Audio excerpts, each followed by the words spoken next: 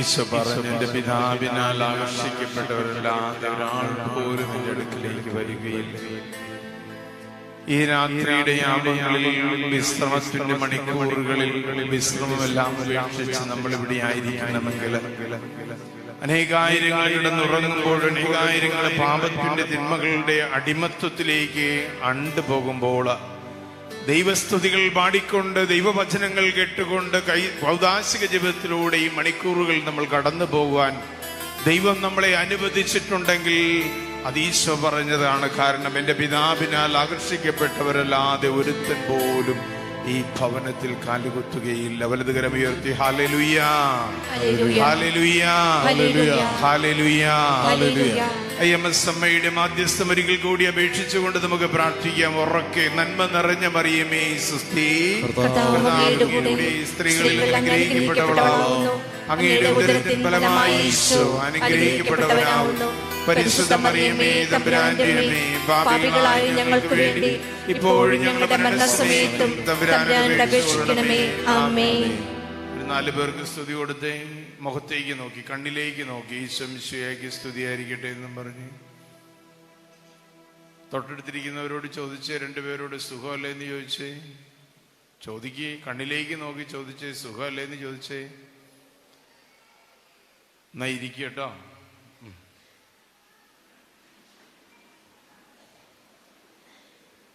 കുറെ നാളായി നമ്മൾ തമ്മിൽ കണ്ടിട്ട്, 4-5 മാസം കഴിഞ്ഞു. ദൈവം അനുവദിക്കുമ്പോഴൊക്കെ നമ്മൾ വീണ്ടും വീണ്ടും ഒരുമിച്ച് കൂടുന്നു, കാണുന്നു. മനോഹരമായൊരു രാത്രിയാണ്. പുറത്ത് നല്ല മഴ പെയ്തായിരുന്നു, അറിഞ്ഞായിരുന്നോ? അതുകൊണ്ട് ചെറിയ ചൂടിനൊക്കെ ഒരു ശമനം ഉണ്ടല്ലേ. നല്ല മഴയാണ്, നല്ല മഴയായിരുന്നു. ഇച്ചിരി നേരെ പെയ്തുള്ളെങ്കിലും നല്ല മഴയായിരുന്നു. നമ്മളിത് ഏത് മാസത്തിലും എടുത്തേ പേപ്പറും കടലാസൊക്കെ എടുക്കണം. എനിക്കിഷ്ടമില്ലാത്തൊരു സാധനമാണത്. പേപ്പറും പേനയൊക്കെ മടക്കി വയ്ക്കും, എഴുതണ്ട. IAS പരീക്ഷയ്ക്കൊന്നും ഞാൻ ഇത് കഴിഞ്ഞ് പരീക്ഷയൊന്നും നടത്തണില്ല, അടച്ചു വെച്ചു. എനിക്കിഷ്ടമല്ല പേനയും പേപ്പറും എടുത്ത് എഴുതണത്. ഞാനും എഴുതാറില്ല. എന്നിട്ടത് പറയണത് എന്താന്ന് വെച്ചത് മനസ്സിലേക്കൊന്ന് കയറ്റ്. ഇതേത് മാസമാ? ഒക്ടോബർ മാസം. എന്തിന്റെ മാസമായിട്ടാണ് നമ്മൾ കൊണ്ടാടുന്നത്? കാരണം ഏത് മാസാന്ന് ചോദിച്ചു കഴിഞ്ഞപ്പോ നിങ്ങൾ കറക്റ്റ് ഉത്തരം തന്നു, ഒക്ടോബർ മാസം. ഒക്ടോബർ മാസം എന്തായിട്ടാണ് ആചരിക്കുന്നതെന്ന് ചോദിച്ചു കഴിഞ്ഞപ്പോൾ ജപമാല മാസമാന്ന് പറഞ്ഞു. അതിന്റെ കാരണം ചോദിച്ചപ്പോൾ മാതാവാണ് കാരണമെന്ന്. എന്നത് ഒരുമാതിരി കാക്കക്കൂട്ടി കല്ലെറിയണ പോലെ അവിടെ ഇരുന്നുണ്ട്. എന്തെങ്കിലുമൊക്കെ പറയാതെ ഉറക്കെ പറഞ്ഞ ആൾ ഉറക്കെ പറ.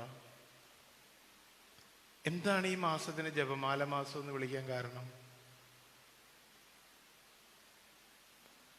ലോകമെമ്പാടും, പ്രത്യേകിച്ച് മലയാളികൾ എവിടെയൊക്കെ ഉണ്ടോ അവിടെയൊക്കെ അറിഞ്ഞോ അറിയാതെയോ ഒക്കെ ജപമാല ചൊല്ലി പ്രാർത്ഥിക്കുന്നുണ്ട്. പള്ളി കയറാത്തവൻ പോലും പള്ളി കയറുന്ന 10 ദിവസം ജപമാല ആചരണത്തിന്റെ ഇടവകപ്പള്ളിയിലെ ആ ജപമാല ആചരണം നടത്തുന്ന 10 ദിവസം ഉണ്ടല്ലോ. പല എണ്ണന്മാരും പള്ളി കയറാത്ത പല എണ്ണന്മാരും പള്ളി കയറുന്ന ദിവസം. ദുഃഖ വെള്ളിയാഴ്ച പോലും പള്ളി പോകാത്തവന്മാർ പള്ളി പോണ ദിവസമായി ഈ 10 ദിവസം. ഇതിത്ര ധൈര്യമായിട്ട് പറയണത് ഞാനൊരു ഇടവക വികാരി ആയതുകൊണ്ടാ. ഇച്ചിരി മുമ്പ് ഇറങ്ങിപ്പോയ സുധീർ അച്ഛൻ ഇത് പറയാനായിട്ടാവില്ല. കാരണം അച്ഛൻ ഈ ആശ്രമത്തിൽ ഇരിക്കുന്ന ആളാണ്, ഞാൻ ഇടവകയിൽ ജീവിക്കുന്ന ആളാണ്. പറ, എനിക്ക് ഉത്തരം തന്നെ. എന്താണ് ഈ ഒക്ടോബർ മാസത്തെ ജപമാല മാസം എന്ന് വിളിക്കാനുള്ള കാരണം എന്നാന്ന് പറ. എന്നെക്കാള് തലമൂത്ത മുതിർന്ന എത്രയോ പേരാ ഇവിടെ ഇരിക്കണേ. എന്നേക്കാൾ കുറെ ഓണം ഉണ്ടവരും ചോറുണ്ടവരും ഒക്കെ ഇഷ്ടം പോലെ ഇവിടെ ഇരിപ്പുണ്ട്. എന്നിട്ട് പറയുന്നേ, എന്താണ് ഒക്ടോബർ മാസത്തെ ജപമാല മാസം എന്ന് വിളിക്കാൻ കാരണം? പേരിന് ആർക്കെങ്കിലും ഒരാൾക്ക് പറയാമോ? ഇല്ല. ഈ ജപമാല മാസമായിട്ട് ഒക്ടോബർ മാസത്തെ പ്രഖ്യാപിച്ച മാർപ്പാപ്പ ആരാ? അല്ല, ഏത് നൂറ്റാണ്ടിലാണ് ഇത് പ്രഖ്യാപിച്ചത്? വെറുതെ ഒന്ന് പോയി പണി നോക്കച്ച. വെറുതെ പാതിരാത്രി വന്നിട്ട് ഒരുമാതിരി ചോദ്യങ്ങളുമായിട്ട് വന്നിരിക്കുക. എല്ലാം പറയാനുണ്ടെ പറഞ്ഞിട്ട് പോലെ അല്ലേ? അതല്ലേ ഇപ്പൊ അമ്മച്ചി പറഞ്ഞത്? വല്ലതും പറയാനുണ്ടെങ്കിൽ പറഞ്ഞിട്ട് ഇറങ്ങി പോച്ചാന്ന്. ഞങ്ങളിപ്പോ മര്യാദയ്ക്ക് ഇവിടെ നിന്ന് ഉറങ്ങട്ടെ എന്ന് അല്ലേ? വെറുതെ ഉയർത്തി പറഞ്ഞേ ഹല്ലേലൂയ, ഹല്ലേലൂയ, ഹല്ലേലൂയ. ഈ ഒക്ടോബർ 7-ാം തീയതിയുടെ പ്രത്യേകത എന്നതാ? എന്റെ ദൈവമേ, അത് രക്ഷപ്പെട്ടു. ഉത്തരം കിട്ടി. ജപമാല രാജ്ഞിയുടെ തിരുനാളാണ് ഒക്ടോബർ 7-ാം തീയതി. അത് എല്ലാ വർഷവും ഒക്ടോബർ 7-ാം തീയതി ജപമാല രാജ്ഞിയുടെ തിരുനാളായിരിക്കുമോ? ആയിരിക്കുമോ? ആ, അവരായിട്ട് രണ്ടുപേരും കൂടി ഇരുന്ന് കുഞ്ഞു വർത്താനം പറയണം. എന്നതാ പറഞ്ഞേ?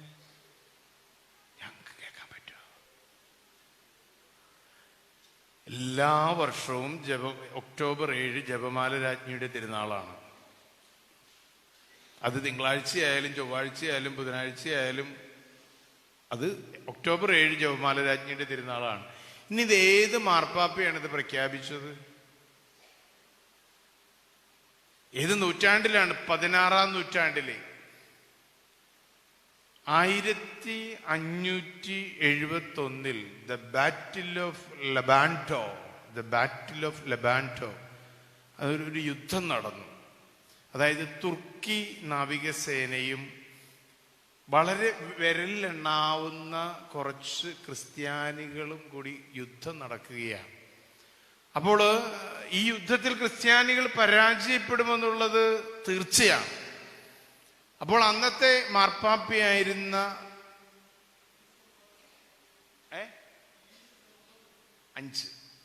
പയസ് ഫിഫ്ത്ത്, 9 പയസ് ഫിഫ്ത്ത്, 5-ാം പിയൂസ് മാർപ്പാപ്പ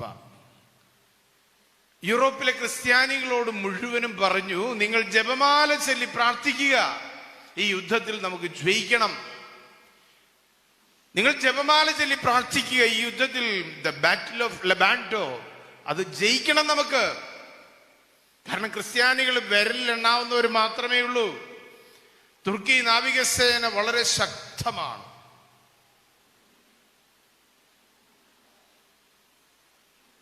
യൂറോപ്പിലെ ജനങ്ങൾ മുഴുവനും ജപമാല ചൊല്ലി പ്രാർത്ഥിക്കുകയാണ്. അത്ഭുതം എന്ന് പറയേണ്ടു, വിരലെണ്ണാവുന്ന ക്രിസ്ത്യാനികൾ തുർക്കി നാവികസേനയെ പരാജയപ്പെടുത്തി. അതിന് നന്ദി സൂചകമായി 5-ാം പിയൂസ് മാർപ്പാപ്പ, വിശുദ്ധ 5-ാം പിയൂസ് മാർപ്പാപ്പ വിശുദ്ധനാണ്, ഒക്ടോബർ 7-ാം തീയതി ജപമാല രാജ്ഞിയുടെ തിരുനാൾ അങ്ങോട്ട് പ്രഖ്യാപിച്ചു. കാരണം ജപമാല രാജ്ഞിയാണ് ഈ യുദ്ധം ജയിപ്പിച്ചത്. അതുകൊണ്ട് ആ ജപമാല രാജ്ഞിയുടെ സ്തുതിക്കായിട്ട് ഒക്ടോബർ 7 ജപമാല രാജ്ഞിയുടെ തിരുനാളായിട്ട് അങ്ങ് പ്രഖ്യാപിക്കുക. ഇനി ഇത് മറന്നു പോവോ? ഈ പറഞ്ഞ കാര്യങ്ങളൊക്കെ മനസ്സിലുണ്ടോ? 16-ാം നൂറ്റാണ്ടില് കൃത്യം 1571 ലെബാൻഡോ യുദ്ധം, ദ ബാറ്റിൽ ഓഫ് ലെബാൻഡോ, അതിനകത്ത് തുർക്കി നാവികസേനയും വിരലെണ്ണാവുന്ന ക്രിസ്ത്യാനികളും മാത്രം. ക്രിസ്ത്യാനികൾ പരാജയപ്പെടുമെന്നുള്ള സാഹചര്യം വന്നപ്പോൾ അന്നത്തെ മാർപ്പാപ്പ, 5-ാം പിയൂസ് മാർപ്പാപ്പ യൂറോപ്പിലെ ജനത്തിനോട് പറഞ്ഞു, നിങ്ങൾ ജപമാല രാജ്ഞിയുടെ മാധ്യസ്ഥം, ജപമാല ചൊല്ലി ജപമാല രാജ്ഞിയുടെ മാധ്യസ്ഥം പ്രാർത്ഥിക്കുക. ജനങ്ങളെല്ലാം ജപമാല ചൊല്ലി പ്രാർത്ഥിച്ചു. ശക്തന്മാരായ തുർക്കി നാവികസേനയെ തോൽപ്പിച്ചു. ജപമാല രാജ്ഞി വിജയം കൊയ്യുകയാണ്. ആ ജപമാല രാജ്ഞിയോടുള്ള സ്തുതിക്കായിട്ടാണ് 5-ാം പിയൂസ് മാർപ്പാപ്പ ഒക്ടോബർ 7-ാം തീയതി ജപമാല രാജ്ഞിയുടെ തിരുനാളായി പ്രഖ്യാപിച്ചത്. മറന്നു പോകരുത് ഇത്. നമ്മളൊക്കെ ഈ ഒക്ടോബർ മാസം ലോകമെമ്പാടും ജപമാല ചൊല്ലി പ്രാർത്ഥിക്കുമ്പോൾ എന്തുകൊണ്ടാണ് ഈ ഒക്ടോബർ മാസം ജപമാല മാസമായിട്ട് ആചരിക്കുന്നതെന്ന് ചോദിച്ചു കഴിഞ്ഞാൽ ഈ പറഞ്ഞതാണ് അതിന്റെ ഉത്തരം. കിട്ടിയോ?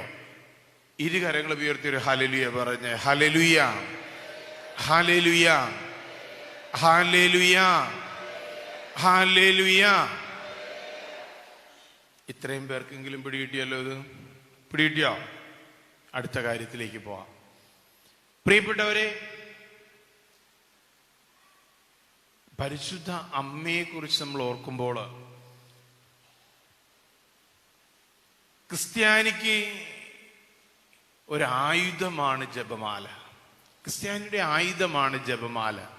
പക്ഷേ എന്തുകൊണ്ടോ ക്രിസ്ത്യാനിക്ക് ഇതൊരാഭരണമാണിപ്പോൾ.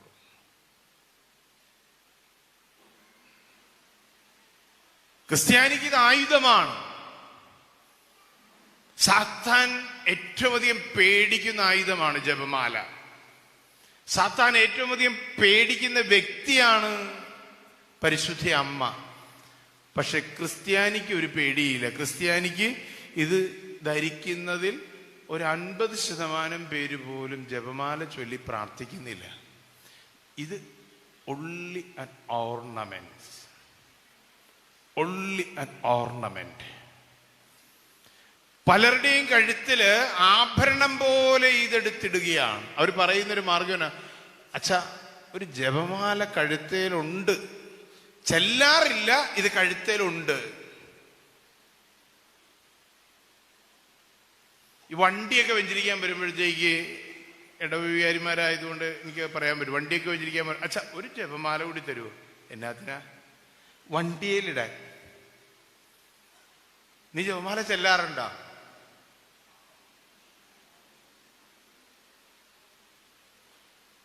പുരുഷന്മാര് കാണിക്കുന്ന കാട്ടായ.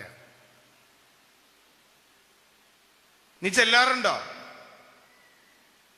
ഭാര്യ അപ്പൊ സപ്പോർട്ട്, വല്ലപ്പോഴും ചെല്ലു വെച്ച.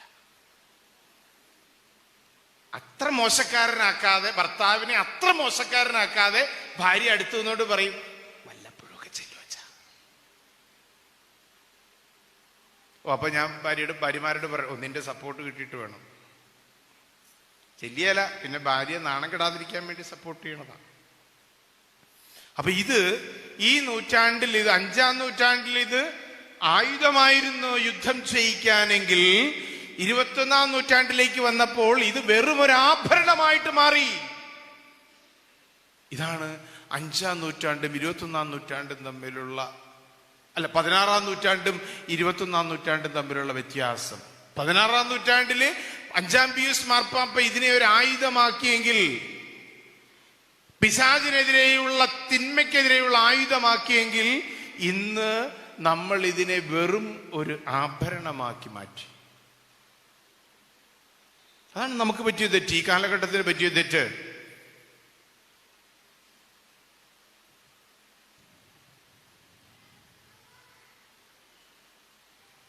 ഞാൻ ഇന്ന് എൻ്റെ വീട്ടിൽ നിന്നാണ് വരുന്നത്.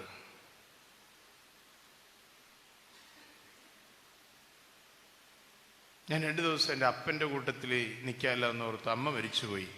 അപ്പന് 95 വയസ്സായി. അപ്പനും തീരെ വയ്യാണ്ടായി. അപ്പൊ അപ്പൻ്റെ കൂട്ടത്തിൽ 2 ദിവസം നിൽക്കണമെന്നൊരു ആഗ്രഹം വന്നപ്പോൾ ഞാൻ 2-3 ദിവസം ലീവൊക്കെ എടുത്ത് ഇപ്പം അപ്പൻ്റെ കൂട്ടത്തിൽ നിൽക്കുക. നാളെ ഞാൻ തിരിച്ചു പോകും പള്ളിയിലേക്ക്.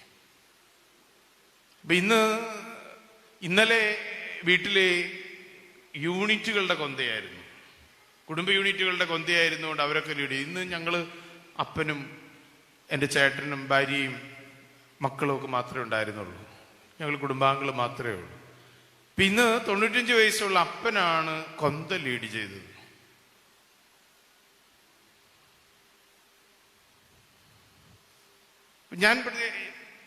ഞാൻ ഓർത്തു, ഞാൻ ഉള്ളത് കൊണ്ടാണോ അപ്പൻ ലീഡ് ചെയ്തതെന്ന് ജഡ്ജിയോട് ചോദിച്ചപ്പോൾ ജഡ്ജി പറഞ്ഞു, അല്ല, അത് സ്ഥിരം, അത് ചാച്ചൻ നല്ല ആരോഗ്യസ്ഥിതി നല്ലതാണെങ്കിൽ ചാച്ചൻ തന്നെ ലീഡ് ചെയ്യുന്നത്.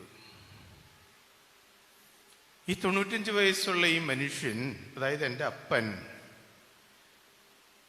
നന്മ നിറഞ്ഞ മറിയൊക്കെ ചെല്ലണ്ടപ്പോൾ അതിൻ്റെ ആ സ്ട്രെസ് കൊടുത്ത് എവിടേക്കാണ് അതിന് ഇമ്പോർട്ടൻസ് കൊടുക്കേണ്ടത്, നീട്ടിയും കുറുക്കിയും ഒക്കെ സ്ട്രെസ് കൊടുത്ത് ചെല്ലുമ്പോൾ ഞാൻ ഉൾപ്പെടെ, വൈദികനായ മകൻ ഉൾപ്പെടെ വേറൊരു 2 മക്കളും ഉണ്ട്, ഒരു മരുമകളും ഉണ്ട്, ഒരു കൊച്ചുമകനും ഒക്കെ ഉണ്ട്. അവിടെ ഇരുന്ന് ചൊല്ലിക്കൊണ്ടിരിക്കുമ്പോൾ ഞങ്ങൾ ചൊല്ലി തീർന്നിട്ടും അപ്പൻ്റെ നന്മ നിറഞ്ഞ മറിയം തീർന്നിട്ടില്ല. ഞങ്ങൾ ചൊല്ലി തീർന്നിട്ടും അപ്പൻ്റെ നന്മ നിറഞ്ഞ മറിയം തീർന്നിട്ടില്ല. ഞാൻ ചിന്തിക്കുകയായിരുന്നു അവിടെ ഇരുന്ന്. അതാ സ്ട്രെസ് കൊടുത്ത് നന്മ, അതൊരു താളത്തിലാണ് പുള്ളി അങ്ങോട്ട് ചെല്ലണത്. നീട്ടിയും കുറുക്കിയും ഒക്കെ താളത്തിൽ അങ്ങോട്ട് ചെല്ലുകയാണ്. ഞാൻ കുറേ നാളുകൂടി വർഷങ്ങൾക്ക് ശേഷമാണ് വീട്ടിലിരുന്നൊരു പ്രാർത്ഥനയ്ക്ക് വീട്ടുകാരുടെ കൂടെ കൂടുന്നത്. വർഷങ്ങൾക്ക് ശേഷം. കൃഷ്ണകേശ്വരം എന്ന് പറഞ്ഞു കഴിഞ്ഞാൽ 30 വർഷത്തോളമായി ഞാൻ വീട്ടുകാരോടൊപ്പം ഒരു ജപമാല ചൊല്ലാൻ കൂടിയിട്ട്. 30 വർഷമായി ഞാൻ വീട്ടിൽ നിന്ന് ഗുഡ് ബൈ പറഞ്ഞിട്ട്.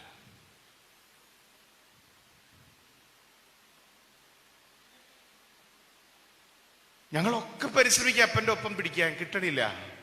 അതാണ് ആ പഴയ തലമുറയുടെ പ്രാധാന്യം. അപ്പം പണ്ടത്തെ 4ാം ക്ലാസ്സും കുസ്തിയാ. MA കാരനോ ഡോക്ടറേറ്റോ ഉള്ള ആളോ അല്ല. ഞങ്ങളൊക്കെ അത്യാവശ്യം PGയും അതിനപ്പുറവും കഴിഞ്ഞ ആളുകളൊക്കെ. ഞങ്ങളൊക്കെ ചൊല്ലിയിട്ടും എങ്ങും എത്തണില്ല. 4ാം ക്ലാസ്സും കുസ്തിയുടെ അടുത്ത് എത്തണില്ല. നമ്മൾ ചിന്തിക്കണം. ബോധ്യത്തോടുകൂടിയുള്ള ജപമാല അർപ്പണം എന്നെ വല്ലാതെ ചിന്തിപ്പിച്ചു.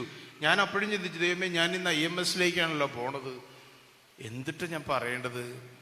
ബിജു ബ്രദറാണെങ്കിൽ ജപമാലയെ കുറിച്ച് മാതാവിനെ കുറിച്ച് പറയണമെന്നാണ് പറഞ്ഞിരിക്കുന്നത്. മാതാവിനെ കുറിച്ച് പറഞ്ഞു കഴിഞ്ഞാൽ ഈ 1.5 മണിക്കൂറൊന്നും പോരെ, ഇവിടെ ഒന്നും തീരിയല്ല. അതിങ്ങനെ വലിയ കടല് പോലെ കിടക്കുക. മാതാവിൻ്റെ പുണ്യങ്ങളെ കുറിച്ച് പറയുകയാണെങ്കിൽ ഞാനിങ്ങനെ ചിന്തിച്ചു വന്നപ്പോൾ ജപമാലയെ കുറിച്ച് പറയാം. ജപമാലയുടെ ആരംഭം ഇതൊക്കെ നമുക്കൊന്ന് നോക്കാമെന്ന് വിചാരിച്ചു ഇങ്ങനെ ഇരിക്കുകയാണ്. അതാണ് ഞാൻ പറഞ്ഞു, ഈ ജപമാല ഈ ഒക്ടോബർ മാസത്തിൻ്റെ പ്രസക്തി ഞാൻ ഒത്തിരി പേരോട് ചോദിച്ചു. ഇന്ന് തന്നെ ഞാൻ ഒത്തിരി പേരോട് ചോദിച്ചു. ഇതിൻ്റെ അങ്ങനെ ചോദിച്ച് ഞാനും ഇതിൻ്റെ വ്യക്തത വരുത്തിയിട്ടാണ് ഞാൻ നിങ്ങളോട് പറയണത്. എനിക്കും ചിലയിടത്ത് കൺഫ്യൂഷൻസ് ഒക്കെ ഉണ്ടായിരുന്നു. ഈ മാർപ്പാപ്പയുടെ പേരൊക്കെ എനിക്ക് കൺഫ്യൂഷൻ ഉണ്ടായിരുന്നു. അങ്ങനെയാണ് അവിടുത്തെ ഒരു അപ്പച്ചനം 9ാം പീസ് എന്ന് പറഞ്ഞപ്പോൾ ഞാൻ 5ാം പീസ് എന്ന് പറയാൻ കാരണം വ്യക്തത ഞാൻ വരുത്തി. എനിക്കും ഒരു സംശയം ഉണ്ടായിരുന്നു ഇതിൻ്റെ പേരിൽ. ആ വ്യക്തത വരുത്തിയതിന് ശേഷമാണ് ഞാൻ നിങ്ങളോട് പറഞ്ഞത്. നമ്മൾ സത്യക്രിസ്ത്യാനികൾക്ക് ഇങ്ങനെയുള്ള കാര്യങ്ങളൊന്നും അറിയാൻ പറ്റണില്ല. നമ്മൾ ആ ഒഴുക്കിനൊത്ത് ഇങ്ങനെ ഓരോ മാസവും ഒഴുക്കിനൊത്ത് ഇങ്ങനെ ഒഴുകിക്കൊണ്ടിരിക്കുകയാണ്. എന്തൊക്കെയോ സംഭവിക്കുന്നു. പള്ളിയിൽ സംഭവിക്കുന്നു, വീടുകളിൽ സംഭവിക്കുന്നു, നമ്മുടെ ജീവിതത്തിൽ സംഭവിക്കുന്നു, സമൂഹത്തിൽ സംഭവിക്കുന്നു. ഇവിടുന്ന് അർത്തുങ്കലേക്ക് ജപമാല റാലി, ഇവിടുന്ന് ചങ്ങനാശ്ശേരിക്ക് ജപമാല റാലി, എങ്ങോട്ടൊക്കെയോ ജപമാല റാലി, എല്ലായിടത്തേക്കും വീടാന്തരം ജപമാല റാലി. പക്ഷേ ആത്യന്തികമായിട്ട് നമ്മൾ അറിയേണ്ടതൊന്നും അറിയുന്നില്ല. പ്രിയപ്പെട്ട ഒരു കൊച്ചു സംഭവം നിങ്ങളോട് പറയാനാണ് ഞാൻ ആഗ്രഹിക്കുന്നത്.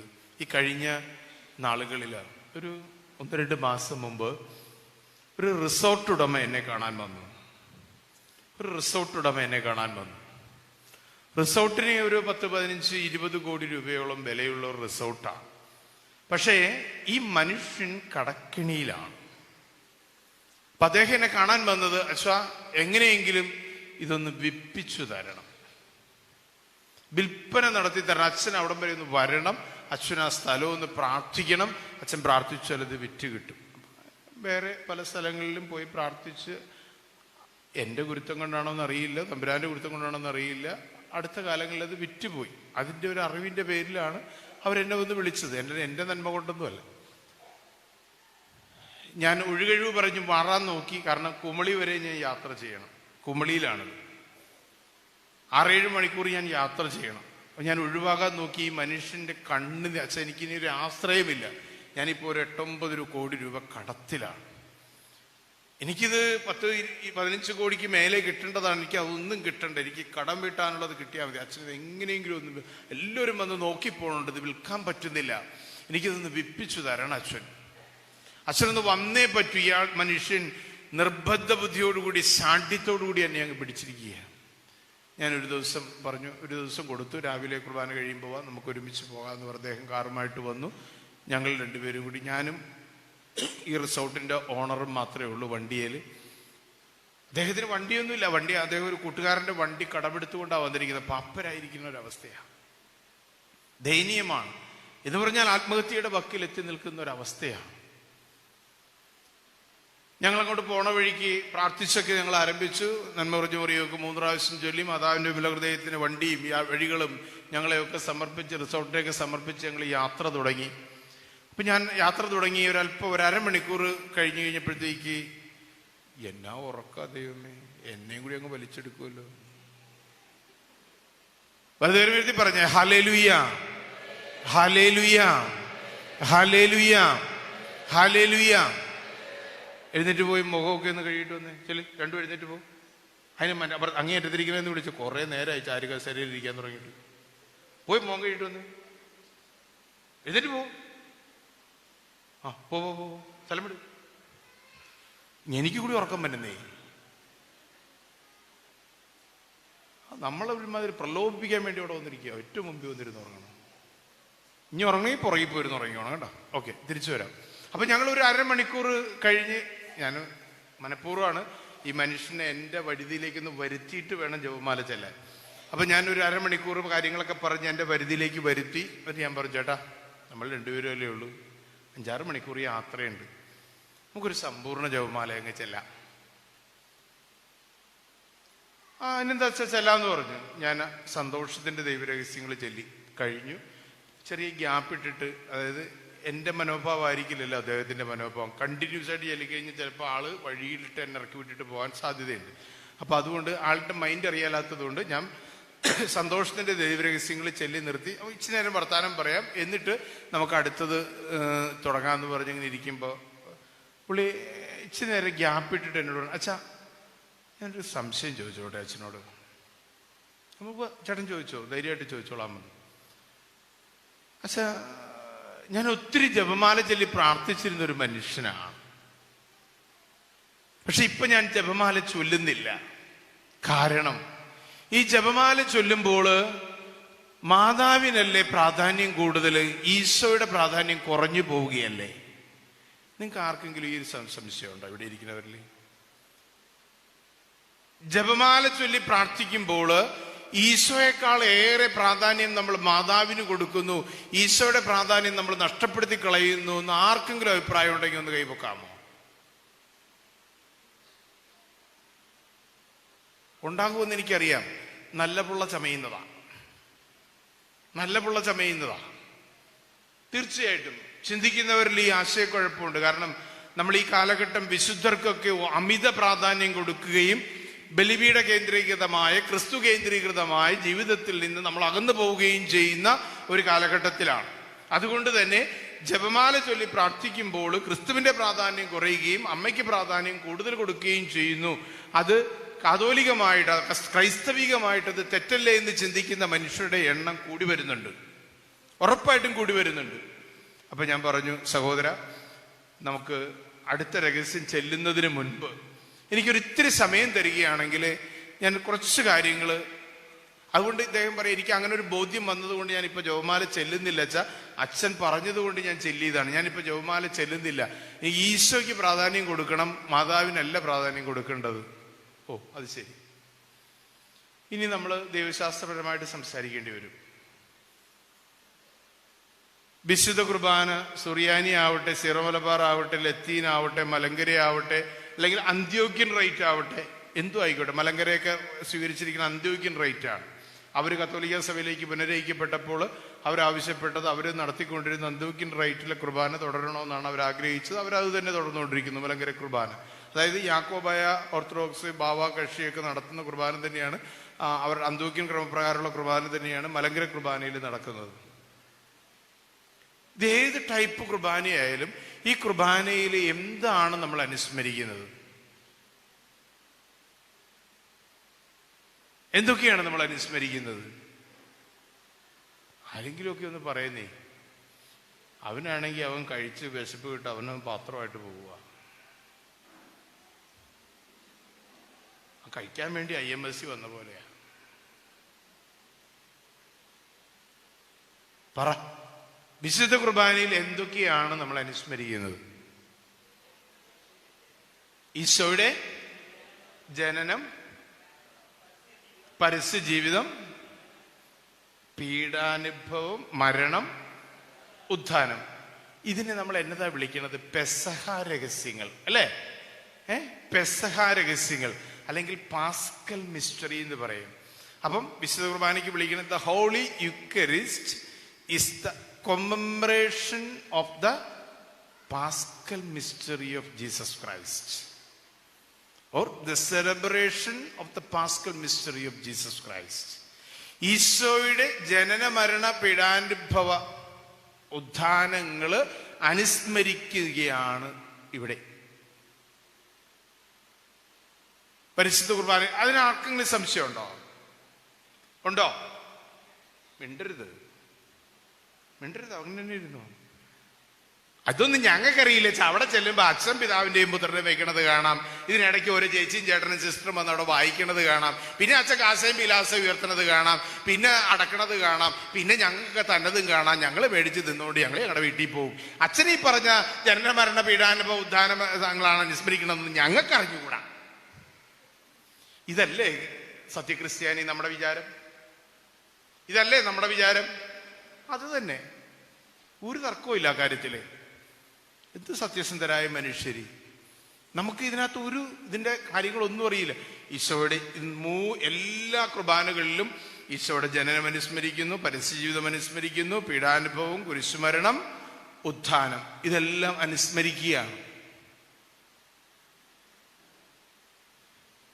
കൊന്തയിലേക്ക് വന്നേ. ഈ ജപമാലയിൽ നമ്മൾ എന്താണ് അനുസ്മരിക്കുന്നത്? ഓരോന്നെടുക്കുന്നേ. സന്തോഷത്തിന്റെ ദിവ്യരഹസ്യങ്ങൾ എടുക്ക്.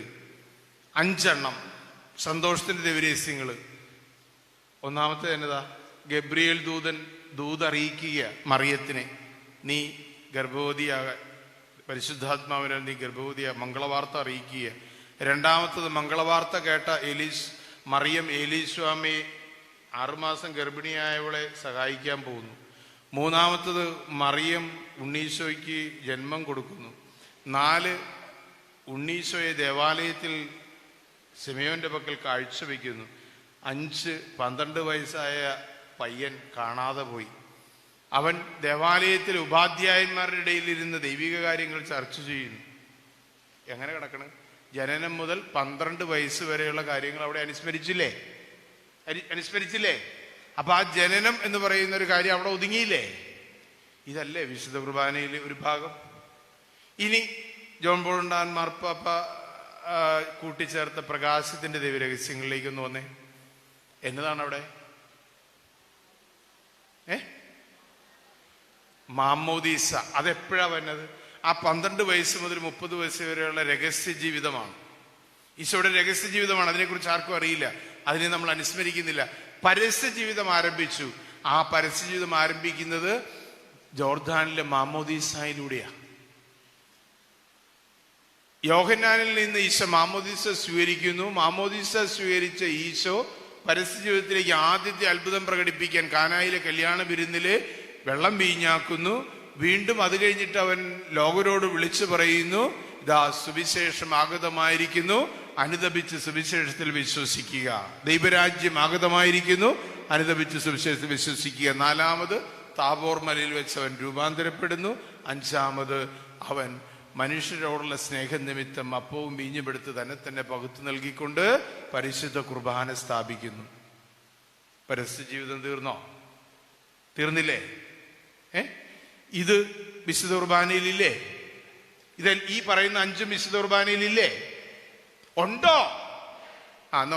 കരമുയർത്തി പറഞ്ഞ് ഹല്ലേലൂയ, ഹല്ലേലൂയ. അടുത്തത് എന്നതാ?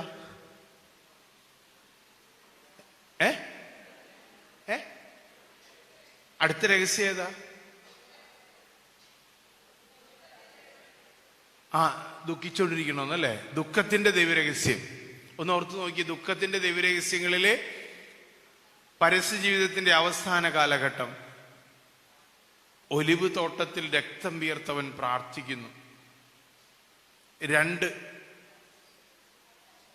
പീലാത്തോസിന്റെ അരമനയിലെ കൽത്തൂണിൽ കെട്ടപ്പെട്ട് ചമ്മട്ടികളാൽ അടിയേൽക്കുകയാണ്.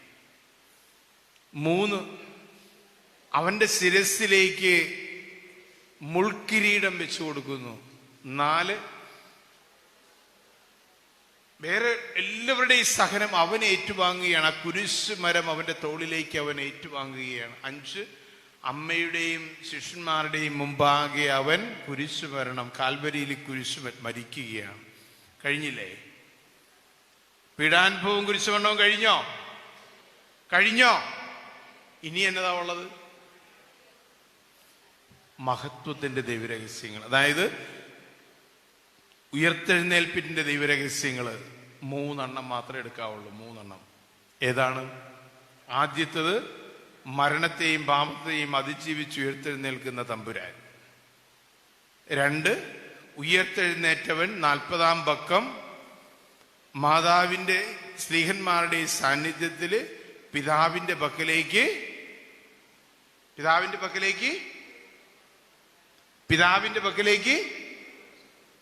എഴുന്നേറ്റ് പോയോ?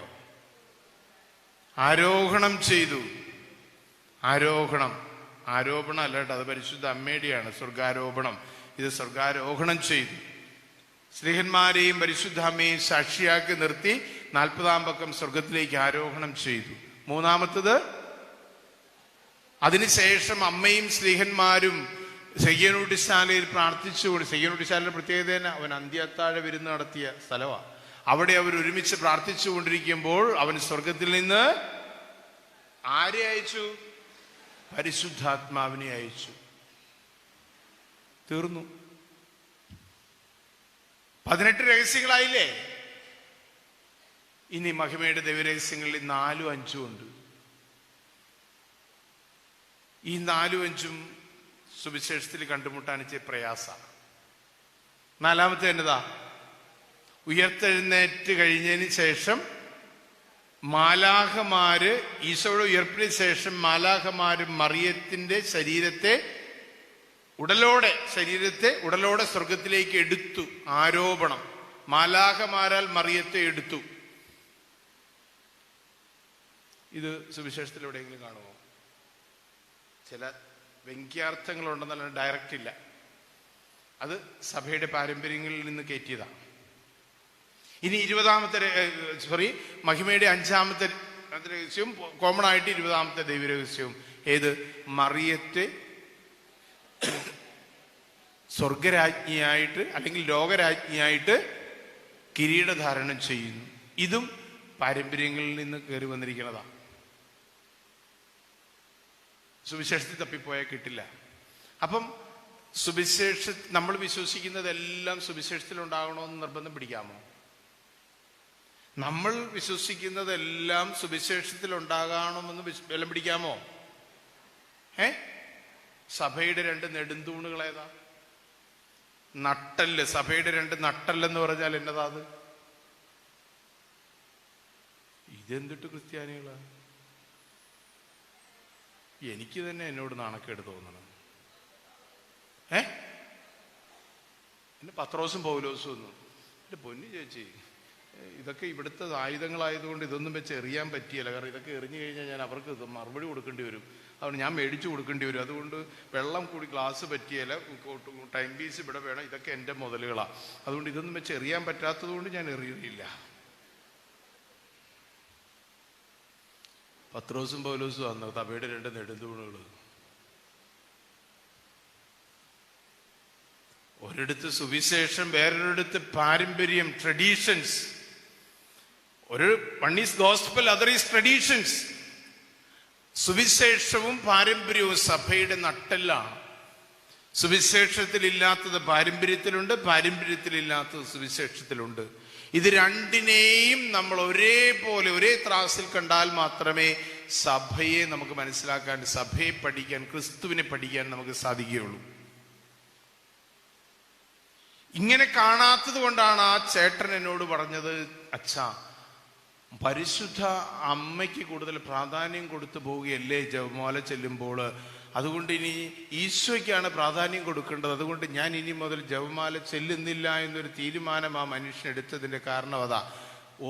ഈ ഒരു മനുഷ്യൻ നമ്മളുടെയൊക്കെ പ്രതിനിധിയാണെന്ന് മാത്രമല്ല, ഒത്തിരി പേരുടെ മനസ്സിലുള്ള അസ്വസ്ഥതയാണ്. ഞാൻ എൻ്റെ ഇടവകയിൽ തന്നെ, വടയാർ ഇടവകയിൽ തന്നെ കഴിഞ്ഞ മാസത്തെ കുടുംബ യൂണിറ്റിൽ ഞാൻ ഒരിടത്തിരുന്നപ്പോൾ ഈ വിശുദ്ധരുടെ അതിപ്രസരങ്ങളെക്കുറിച്ച്, ഞാൻ വിശുദ്ധർക്ക് എതിർന്നു അല്ല കേട്ടോ, ഞാൻ ഒത്തിരി ഇഷ്ടപ്പെടുന്ന എൻ്റെ വിശുദ്ധൻ സെബാസ്റ്റ്യനാണ്, സെൻറ്റ് സെബാസ്റ്റ്യൻ. ഞാൻ ഒത്തിരി ഇഷ്ടപ്പെടുന്ന ഒരു മനുഷ്യൻ. എല്ലാ മാസവും അർത്തുങ്കയിൽ പോയി അമ്പെടുത്ത് വയ്ക്കുന്ന ഒരു മനുഷ്യനാണ് ഞാൻ. എനിക്ക് ഭയങ്കര ഇഷ്ടമാണ്. പക്ഷേ നമ്മളിപ്പോൾ കത്തോലിക്കരുടെ ജീവിതത്തിൽ വിശുദ്ധരോടുള്ള അതിപ്രസരം വല്ലാതെ അങ്ങ് നമ്മുടെ ക്രൈസ്തവികതയെ നശിപ്പിച്ചുകൊണ്ടിരിക്കുക. കാരണം ഈശോയ്ക്ക് ഒരു പ്രാധാന്യവും ഇല്ല. ഞാൻ എൻ്റെ ഇടവകയിൽ പറഞ്ഞൊരു കാര്യമാണ്, വടയാർ ഇടവകയിൽ. ഇത് ലൈവാണ്, എൻ്റെ ഇടവക്കാർ കാണുന്നുണ്ടെന്ന് അറിഞ്ഞുകൊണ്ട് തന്നെയാണ് ഞാനിത് പറയണത്. വടയാർ ഇടവകയിലേക്ക് എത്തുന്നതിന് മുമ്പ് മെയിൻ റോഡിൻ്റെ അടുത്ത് വടയാർ പാലമുണ്ട്. ഈ പാലത്തിൻ്റെ അടുത്ത് ക്രിസ്തുരാജൻ്റെ ഒരു കപ്പേളയുണ്ട്. ആരുടെ കപ്പേള? ക്രിസ്തുരാജൻ്റെ. അതായത് തലയോലപ്പറമ്പിൻ്റെയും വൈക്കത്തിൻ്റെയും കൂടി മധ്യത്തിലായിട്ട് ക്രിസ്തുരാജൻ്റെ ഒരു കപ്പേളയുണ്ട്. എനിക്ക് തന്നെ എൻ്റെ ഇടവകയിൽ തന്നെ വേറൊരു കപ്പേളയുണ്ട്, വിശുദ്ധ അന്തോനീസിൻ്റെ കപ്പേള. അവിടെ അക്രൈസ്തവരൊക്കെ ഇഷ്ടംപോലെ പേര് വന്ന് മെഴുകുതിരി കത്തിച്ച് പ്രാർത്ഥിക്കുകയും ഒത്തിരി, മറ്റിടത്തും മെഴുകുതിരി കത്തിച്ച് പ്രാർത്ഥിക്കണം, ഒത്തിരി പേര് വന്ന് പ്രാർത്ഥിക്കണം. പക്ഷേ അന്തോനീസിൻ്റെ തിരുനാൾ ഏറ്റെടുത്ത് നടത്താനായിട്ട് ക്യൂവാ. ക്രിസ്തുരാജന്റെ പെരുന്നാൾ നടത്താനായിട്ട് സീറോ, ആരുമില്ല. ഞാൻ വേറൊരു ഭാഷ പറയും, ഒരു പട്ടിച്ചാത്തരം വന്നില്ല, ഒരുത്തനുമില്ല ക്രിസ്തുരാജന്റെ തിരുനാൾ നടത്താൻ. അപ്പൊ അവര് പറയണ എന്നാന്നറിയാവോ? ക്രിസ്തുരാജൻ പോരാ, അന്തോനീസ് പുണ്യാളനാണ് കഴിവ്. എന്തേ? വടയാറിടവക്കാര് ലൈവായിട്ട് ഇത് കണ്ടുണ്ട് ഈ രാത്രി. അറിഞ്ഞോടെ ഞാൻ പറയണത്. ഞാൻ അവരുടെ മുഖത്ത് നോക്കി അവരുടെ ആൾക്കാരെടുത്ത് പറഞ്ഞിട്ടുള്ള കാര്യമാണ് ഞാൻ ഈ പറയണത്. ക്രിസ്തുരാജൻ പോരാ, അന്തോനീസ് പുണ്യാളനാണ് പവർ. എവിടെ കിടക്കണം നമ്മുടെ ക്രൈസ്തവ വിശ്വാസം? ഈ നവംബറിൽ എനിക്ക് ക്രിസ്തുരാജന്റെ തിരുനാൾ നടത്തണം. ഞാൻ കാല് പിടിക്കുക ഓരോരുത്തരുടെ. ആ പെരുന്നാളൊന്നും നടത്താൻ, അന്തോനീസിന്റെ പെരുന്നാൾ നടത്താൻ കാല് പിടിക്കേണ്ട ആളുകൾ ക്യൂവാ. എവിടെ കിടക്കണം നമ്മുടെ വിശ്വാസം? ദയനീയമല്ലേ നമ്മൾ കാട്ടിക്കൂട്ടുന്നതെല്ലാം? കോപ്രായങ്ങളല്ലേ? ഒരു നല്ല ഉത്തമ ക്രിസ്ത്യാനിയായിട്ടൊന്ന് ചിന്തിച്ചു നോക്കിയേ. നമ്മുടെ ക്രൈസ്തവികതയിൽ നിന്നുകൊണ്ട് നമ്മൾ കാട്ടിക്കൂട്ടുന്നതെല്ലാം ആചാരങ്ങളും അനുഷ്ഠാനങ്ങളും ഒക്കെ പുറമേ വെച്ച് പുലർത്തുന്നതാ. ഉള്ളിന്റെ ഉള്ളിൽ നമ്മളെ തൊട്ടിട്ടില്ല നമ്മുടെ വിശ്വാസം. അതുകൊണ്ടാ ക്രിസ്തുരാജൻ പോരാ, അന്തോനീസ് പുണ്യാളൻ എല്ലാം തികഞ്ഞവനാണ് എന്ന് പറയാൻ കാരണം, ഈ ക്രിസ്തുരാജൻ ഉണ്ണിയായിരുന്നപ്പോൾ ആ ഉണ്ണീശോയെ കരങ്ങളിലെടുത്ത് മാറോട് ചേർത്ത് പിടിക്കാൻ അധികമാർക്കൊന്നും പെർമിഷൻ കൊടുത്തിട്ടില്ല ഈശോ. ഉണ്ണീശോയെ കരങ്ങളിലെടുത്ത് പിടിക്കാനായിട്ട് അധികാരം കൊടുത്തിരിക്കുന്ന ഒരാളാണ് അന്തോനീസ് പുണ്യാളൻ. അന്തോനീസ് പുണ്യാളന്റെ ജീവനായിരുന്നു ഉണ്ണീശോയെ.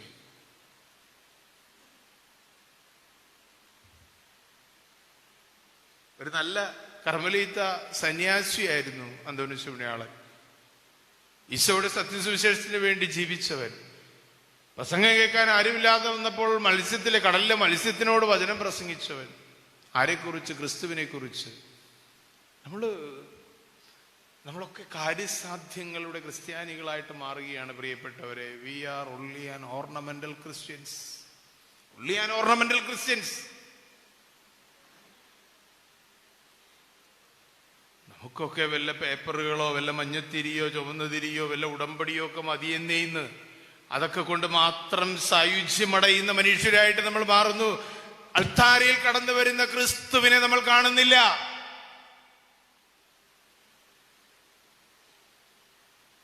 അതാ ഈ 21-ാം നൂറ്റാണ്ടിന്റെ ഏറ്റവും വലിയ പരാജയം എന്ന് പറയുന്നത്. 2000 ജൂബിലി വർഷത്തിലെ ജോൺ പോൾ രണ്ടാമൻ മാർപ്പാപ്പ ഇറക്കിയ ചാക്രിക ലേഖനം എക്ലേസിയ ദ യൗക്രിസ്ത്യ, സഭയും പരിശുദ്ധ കുർബാനയും എന്നുള്ള ചാക്രിക ലേഖനത്തിൽ പരിശുദ്ധ പിതാവ് പറഞ്ഞു വെച്ചു, നീ അമ്മയുടെ കൈക്ക് പിടിക്ക്. പരിശുദ്ധ അമ്മയുടെ കൈക്ക് പിടിച്ചുകൊണ്ട് നീ അൾത്താരയിലേക്ക് നടക്കുമ്പോൾ അൾത്താരയിൽ അവതീർണനാകുന്ന ക്രിസ്തുവിനെ നിനക്ക് അനുഭവിക്കുവാൻ കഴിയും. അമ്മയുടെ കൈക്ക് പിടിച്ചുകൊണ്ട് നടക്ക്. കാനായിലെ കല്യാണ വിരുന്നിൽ അമ്മ പറഞ്ഞു, ദേ അവിടെ മകനുണ്ട്, അവിടെ മകനുണ്ട്. മകൻ ആരാണെന്ന് അമ്മ തിരിച്ചറിഞ്ഞിരുന്നു. പ്രഭാഷക പുസ്തകം 3:2 പറയുന്നു, മകന്റെ മേൽ അമ്മയ്ക്കാണ് അധികാരം. ആ അധികാരമാണ് കാനായിലെ കല്യാണ വിരുന്നിൽ അമ്മ പ്രയോഗിക്കുന്നത്. മകൻ ആരാണെന്നറിയാമായിരുന്ന അമ്മ അവൻ പരിചാരരോട് പറഞ്ഞു, അവൻ പറയുന്നത് പോലെ ചെയ്യുക. അമ്മയുൾപ്പെടെയുള്ള സകല വിശുദ്ധരും നമ്മളെ കൊണ്ടുവരുന്നത് ക്രിസ്തുവിലേക്കാണ്. ആ ക്രിസ്തു കേന്ദ്രീകൃതമായ ഒരു ജീവിതം, ബലിപീഠ കേന്ദ്രീകൃതമായ ഒരു ജീവിതം, അതെന്റെ പൊന്നു പ്രിയപ്പെട്ടവരെ നഷ്ടപ്പെടുത്തല്ലേ. അമ്മയുൾപ്പെടെ എല്ലാ വിശുദ്ധരും നമ്മളെ സഹായിക്കുകയാണ് ക്രിസ്തുവിലേക്ക് നമ്മളെ കൊണ്ടുവരാൻ. നമ്മുടെ വിശ്വാസം താളം തെറ്റിക്കൊണ്ടിരിക്കുക.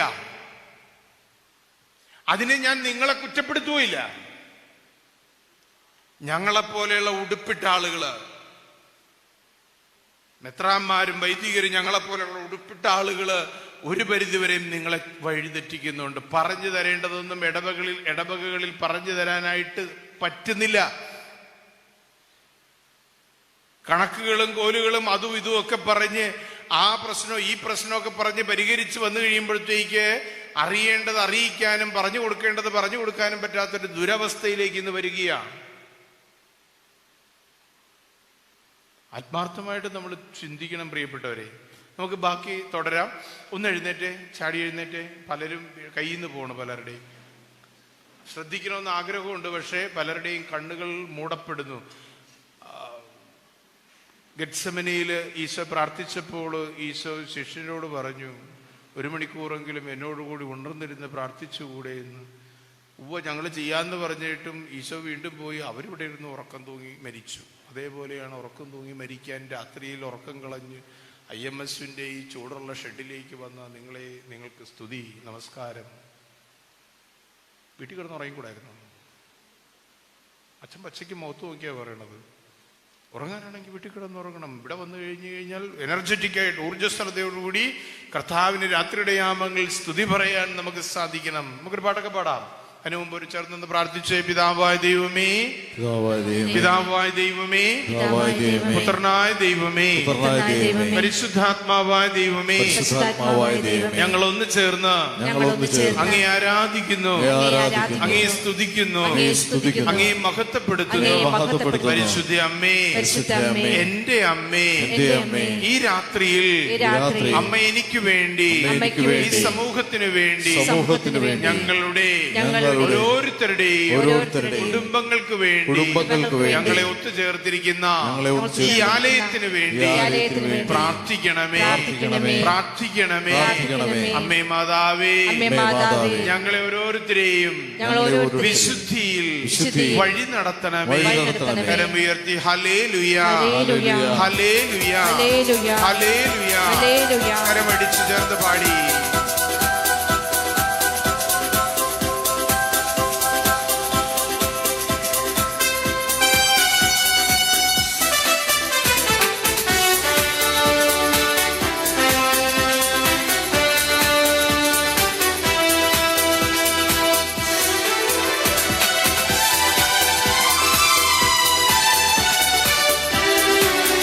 എന്റെ നിക്ഷേപം നീ തന്നെയാ, എന്റെ ഹൃദയവും നിന്നിൽ തന്നെയാ. എന്റെ നിക്ഷേപം നീ തന്നെയാ, എന്റെ ഹൃദയവും നിന്നിൽ തന്നെയാ. ഓ യേശുവേ, എൻ ഹൃദയത്തിനുടയോനേ, എന്റെ ഹൃദയത്തെ കവർന്നോനേ. യേശുവേ, എൻ ഹൃദയത്തിനുടയോനേ, എന്റെ ഹൃദയത്തെ കവർന്നോനേ. എന്റെ നിക്ഷേപം നീ തന്നെയാ, എന്റെ ഹൃദയവും നിന്നിൽ തന്നെയാ. എന്റെ നിക്ഷേപം നീ തന്നെയാ, എന്റെ ഹൃദയവും നിന്നിൽ തന്നെയാ. സാന്നിധ്യം അനുഭവിച്ചുകൊണ്ട് ഈ രാത്രിയുടെ യാമങ്ങളില് ഈശോയുടെ തിരുസന്നിധിയിൽ അമ്മയുടെ മാധ്യസ്ഥത അയച്ചുകൊണ്ട് നമ്മൾ കണ്ണീരൊഴുക്കുന്നുണ്ടെങ്കിൽ, നമ്മുടെ ഹൃദയവിലാപങ്ങൾ അവിടുത്തെ തിരുമുമ്പിൽ സമർപ്പിക്കുന്നുണ്ടെങ്കിൽ അത് വൃഥാവിലാകില്ല. വിശ്വസിച്ചുകൊണ്ട് ഈശോയെ പരിശുദ്ധ അമ്മയുടെ മധ്യസ്ഥതയിലൂടെ നമ്മളെ അനുഗ്രഹിക്കുമെന്ന് ഉറപ്പുവെച്ചുകൊണ്ട് തന്നെ വിശ്വാസത്തോടെ ചേർന്ന് പാടി പ്രാർത്ഥിച്ച്, വേഗത്തിൽ വരുവേ, വരുവേ, എന്നെയും ചേർത്തിടുവാ. വേഗത്തിൽ വരുവേ, വേഗത്തിൽ വരുവേ, എന്നെയും ചേർത്തിടുവാ. യേശുനാഥനെ കണ്ണുനീർ തുടയ്ക്കും യേശുനാഥനെ മാറാനാത്ത മാറാനാത്ത കണ്ണുനീർ തുടയ്ക്കും യേശുനാഥനെ കണ്ണുനീർ തുടയ്ക്കും യേശുനാഥനെ മാറാനാത്ത മാറാനാത്ത എന്റെ നിക്ഷേപം നീ തന്നെയാ എന്റെ ഹൃദയവും നിന്നിൽ തന്നെയാ എന്റെ നിക്ഷേപം നീ തന്നെയാ എന്റെ ഹൃദയവും നിന്നിൽ തന്നെയാ യേശുവേ ഹല്ലേലൂയ ഹല്ലേലൂയ ഹല്ലേലൂയ ഹല്ലേലൂയ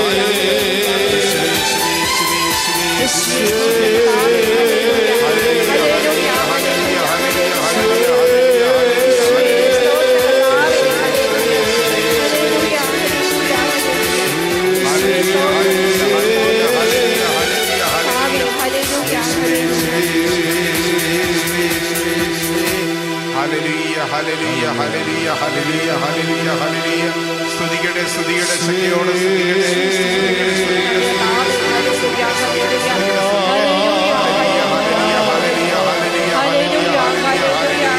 സർവശക്തിയോടുകൂടി യേശുനാമം വിളിച്ച് സ്തുതിക്കട്ടെ ഹല്ലേലൂയ യേശുവേ ഹല്ലേലൂയ ഹല്ലേലൂയ ഹല്ലേലൂയ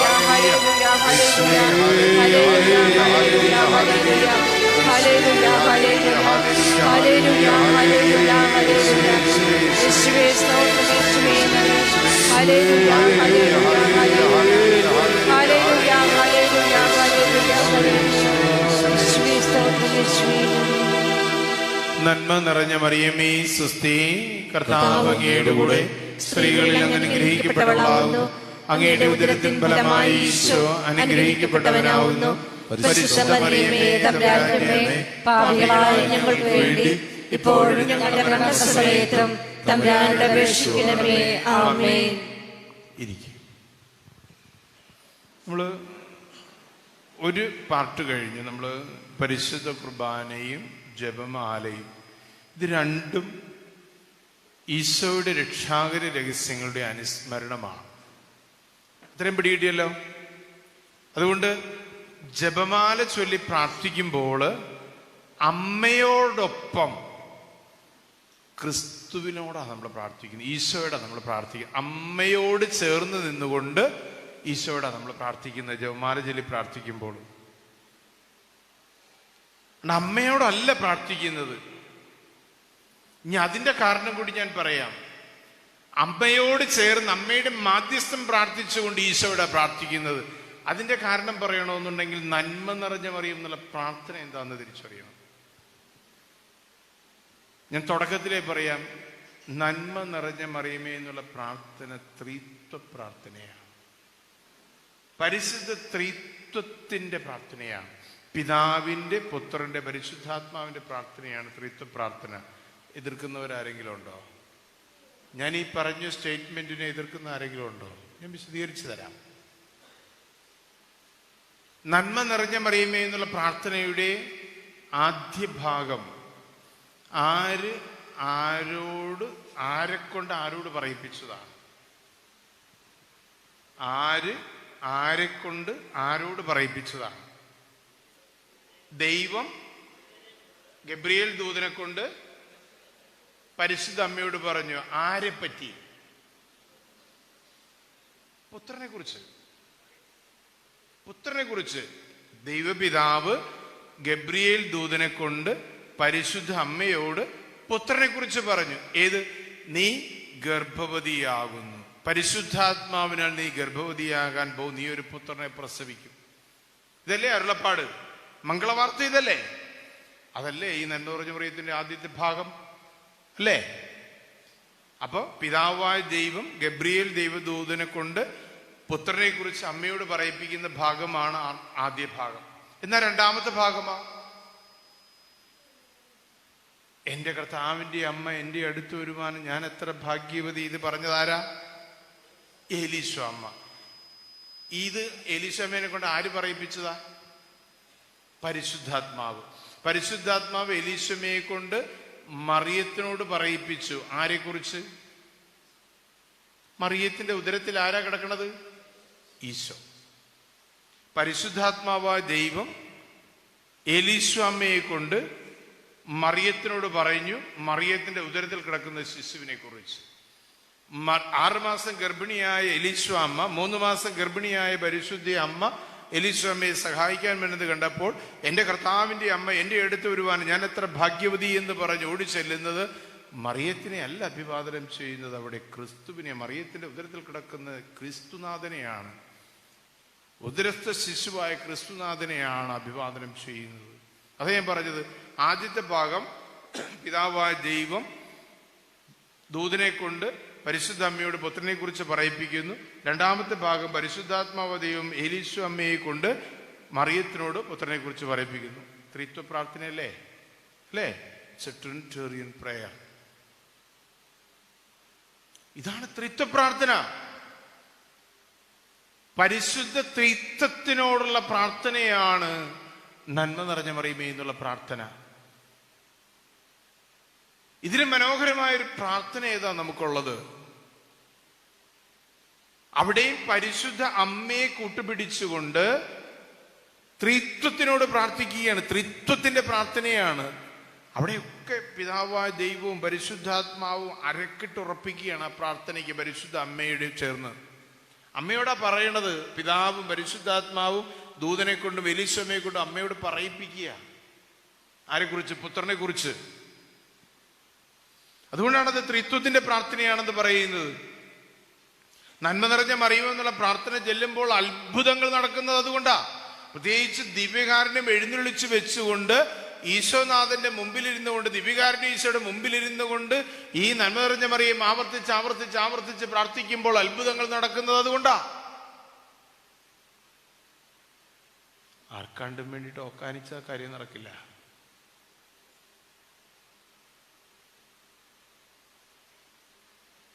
ഞാൻ പറഞ്ഞു, എനിക്ക് പോലും ലജ്ജ തോന്നിയ ഒരു ദിവസമാണ്. ഒരു സായാഹ്നത്തിൽ ഞാൻ എൻ്റെ അപ്പൻ്റെ നന്മ പറഞ്ഞ പറയുന്നുള്ള പ്രാർത്ഥന കേട്ടപ്പോൾ എനിക്ക് പോലും അപ്പൻ്റെ ഒപ്പം എത്താൻ പറ്റിയില്ലെന്ന് ഓർത്തപ്പോൾ ഞാൻ അല്പം ഒന്ന് ലജ്ജിച്ചു പോയി. കാരണം 95 വയസ്സുള്ള അപ്പനിരുന്ന് സ്തുതിമധുരമായ രീതിയിൽ നന്മ പറഞ്ഞ മറിയമേ ചൊല്ലിയപ്പോൾ എൻ്റെ നന്മ പറഞ്ഞ മറിയം അതിനേക്കാൾ മുമ്പേയൊക്കെ തീർന്നുപോയി. അവരത് അർത്ഥമറിഞ്ഞ് ഓരോ വാക്കും പെറുക്കിയൊക്കെ കൃത്യമായിട്ട് ചെല്ലുമ്പോൾ നമ്മളിത് എങ്ങനെയെങ്കിലും കടത്തുപോക്കിന് ഇത് എങ്ങനെയെങ്കിലും ഒന്ന് തീർന്നു കിട്ടിട്ട് അയ്യോ തുടങ്ങിപ്പോയല്ലോ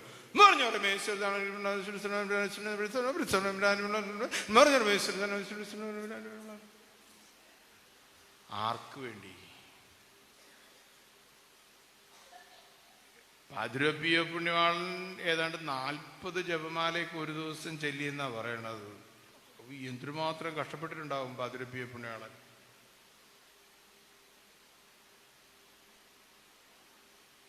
അപ്പോഴാണ് ഒരു ചേച്ചി, ഒരു അമ്മച്ചി, ചേച്ചി എന്ന് പറയുന്നത്, ഒരു അമ്മച്ചി എൻ്റെ അടുത്ത് വന്നിട്ട് പറഞ്ഞു, അച്ഛൻ ഞാൻ 100 കൊന്ത ഒരു ദിവസം ചെല്ലുമെന്ന്.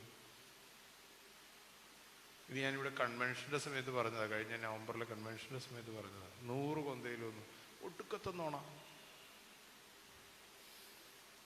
ഒരു പൂര നോണയല്ലേ പറഞ്ഞത്. 100 കൊന്തയ്ക്ക് ഒരു പാതിര പുണ്യാണ് കടിച്ചു പിടിച്ചിട്ട് 40 എണ്ണത്തെ പറ്റിയുള്ളതെന്നാ ചരിത്രത്തിൽ പറയുന്നത്.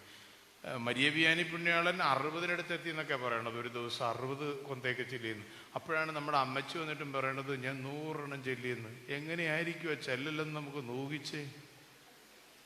അതൊരു വല്ലാത്ത ചെല്ലലായിരിക്കുമല്ലേ ആ 100 ജപമാല ചെല്ലിയത്. ഞാൻ പറഞ്ഞു കേട്ടിട്ടുള്ളതാ. നമ്മൾ ഒരു നന്മ നിറഞ്ഞ മറിയം ചെല്ലിയ ഏകാഗ്രതയോടുകൂടി ചെല്ലുന്നതാണ് ഏകാഗ്രത ഇല്ലാതെ ചെല്ലുന്ന ഒരു ജപമാലയേക്കാൾ നല്ലത്. ആർക്കാണ്ട് വേണ്ടിയിട്ട് ഒക്കാനിക്കുന്നത് പോലെ ചെല്ലുന്ന ഒരു ജപമാലയേക്കാൾ നല്ലത് ഒരേ ഒരു നന്മ നിറഞ്ഞ മറിയം ഏകാഗ്രതയോടുകൂടി ചെല്ലുന്നതാണ്.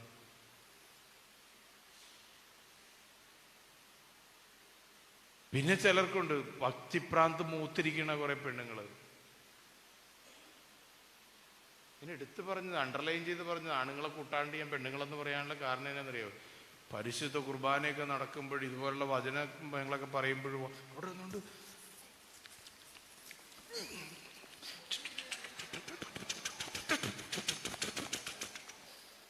എവിടെ ഒന്നും ചെല്ലണി,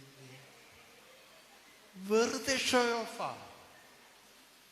ഇപ്പോഴത്തെ ന്യൂ ജൻ ഭാഷയിൽ പറഞ്ഞാൽ പട്ടി ഷോ.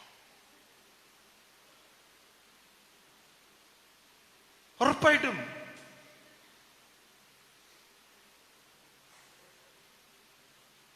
ചില അമ്മച്ചിമാർക്ക് ഇപ്പൊ രണ്ടെണ്ണം തല്ലണമെന്ന് എനിക്ക് ആഗ്രഹമുണ്ട്. എനിക്ക് രണ്ടെണ്ണം തല്ലണമെന്ന് ആഗ്രഹമുണ്ട്. നമ്മൾ വിശുദ്ധ കുർബാനയിലാണെങ്കിൽ വിശുദ്ധ കുർബാനയിൽ മനസ്സ് കൊടുക്കുക. ജപമാല ചൊല്ലുന്ന സമയത്ത് ജപമാലയിൽ മനസ്സ് കൊടുക്കുക. വചനം വായിക്കുന്ന സമയത്ത് വചനത്തിൽ ഇത് കൊടുക്കുക. ഏതെങ്കിലും വിശുദ്ധരോടുള്ള നൊവേന ചൊല്ലുകയാണെങ്കിൽ ആ നൊവേനയിൽ കോൺസെൻട്രേറ്റ് ചെയ്യുക. എല്ലാം കൂടി നടക്കിയല്ല അമ്മച്ചിമാരെ, എല്ലാം കൂടി നടക്കിയല്ല. നിങ്ങളിൽ പലർക്കും ഇഷ്ടപ്പെടുകയല്ലെന്ന് എനിക്കറിയാന്നേ. കാരണം നിങ്ങൾ കാണിക്കുന്നത് വെറും ഷോയാന്ന് എനിക്കറിയാം. അല്ലെങ്കിൽ ഏതെങ്കിലും സാഹചര്യത്തിൽ നിന്ന് രക്ഷപ്പെടാനുള്ള മാർഗം. ചിലരുണ്ട് തൊട്ടടുത്തിരിക്കുന്നവരോട് മിണ്ടാതിരിക്കാൻ വേണ്ടിയിട്ട്. അവൾ നോക്കുകയും ചെയ്യും. അവളോട് മിണ്ടാതിരിക്കാൻ വേണ്ടിയിട്ട് ഈ സാധനം ഇങ്ങനെ ഉരുണ്ടോണ്ടിരിക്കും. ജപമാലയൊന്നും ചെല്ലാനുള്ള ഈ സാധനം ഇങ്ങനെ ഉരുണ്ടോണ്ടിരിക്കും. അതായത് വേറൊരാളിൽ നിന്നോ വേറൊരു സാഹചര്യത്തിൽ നിന്നോ രക്ഷപ്പെടാനായിട്ട് നമ്മൾ ഇതൊരു ആയുധത്തെ ഉപയോഗിക്കുന്നു, ഈ ഒരു സാധനത്തെ ഉപയോഗിക്കുന്നു. അതാ ഞാൻ പറഞ്ഞത്, ഒരു കാലത്ത് ഇത് പിശാചിനെ ഓടിക്കാനുള്ള ആയുധമായിരുന്നെങ്കിൽ ഇന്ന് ക്രിസ്ത്യാനിക്ക് ഇത് വെറും ഒരു ആഭരണമാണ്. അതാണ് വന്ന തകർച്ച. ഈ കാലഘട്ടത്തിൽ നമുക്ക് വന്നൊരു തകർച്ചയതാ. ഞാൻ ആരംഭത്തിൽ പറഞ്ഞതിലേക്ക് വീണ്ടും വരിക. വന്ന തകർച്ചയതാ. ഈ ഒരു ജപമാല ചെല്ലുമ്പോൾ എത്ര വചനം ചെല്ലുമെന്ന്, എത്ര വചനം ഉണ്ടാവുമെന്ന് ആർക്കെങ്കിലും പറയാമോ? ആരെങ്കിലൊക്കെ പറയുന്നേ. നിങ്ങളിൽ പലർക്കും അറിയായത് ഈ ഒരു ജപമാല പൂർത്തീകരിക്കുമ്പോൾ നമ്മൾ എത്ര വചനം ചൊല്ലി പ്രാർത്ഥിക്കും? പറയണ്ട. അറിയാവുന്നവരൊന്ന് കൈവയ്ക്കിയാൽ മതി. മനസ്സിൽ അറിയാവുന്നവരൊന്ന് കൈവയ്ക്കിയാൽ മതി.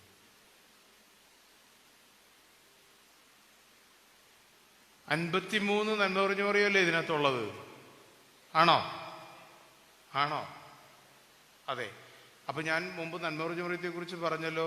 ഒരു നന്മ പറഞ്ഞു പറയും എന്ന് പറയുന്നത് 2 വചനമാണ്. ഒന്ന്, പിതാവായ ദൈവം ഗബ്രിയേൽ ദൈവദൂതനെ കൊണ്ട് പരിശുദ്ധ അമ്മയോട് പുത്രനെ കുറിച്ച് പറയിപ്പിക്കുന്ന ഭാഗവും അത് ബൈബിൾ അധിഷ്ഠിതമാണ്.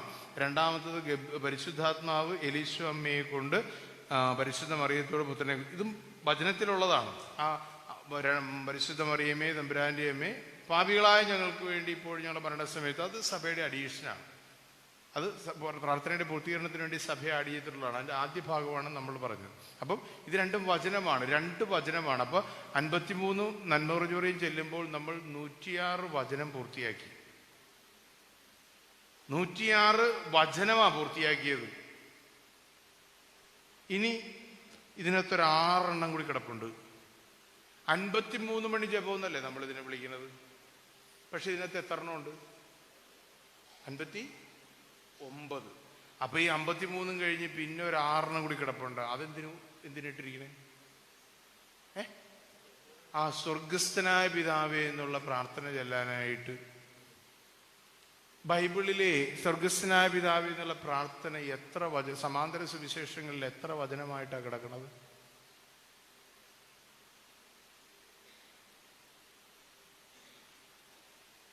വെറുതെ ഒന്ന് എടുത്തു നോക്കുന്നേ.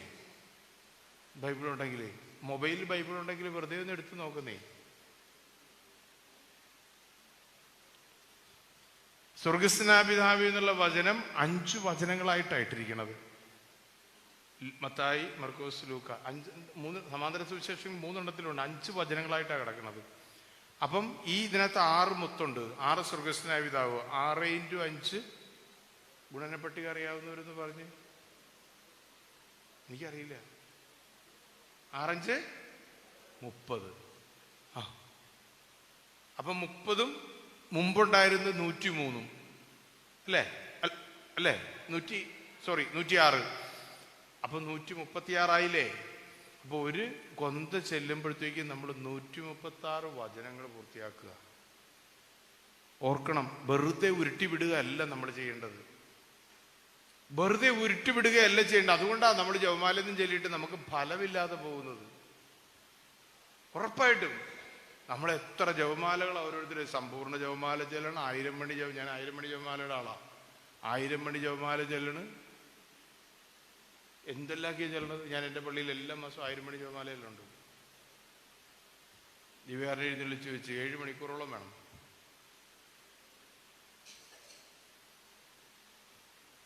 നമ്മളത് അർത്ഥം അറിഞ്ഞ് ചെല്ലി നോക്കിയാൽ നമുക്ക് അനുഗ്രഹങ്ങൾ കിട്ടും തീർച്ചയായിട്ടും. ഈ റീസെൻ്റായിട്ടൊരു അനുഭവം ഞാൻ അവിടെ തന്നെ പറയും. ഇപ്പോൾ എൻ്റെ കഴിഞ്ഞ ഞായറാഴ്ച 5-ാം തീയതി ഞാൻ ഈ പറഞ്ഞ സെൻറ്റ് ആൻ്റണീസ് കപ്പേളിലെ തിരുനാളായിരുന്നു.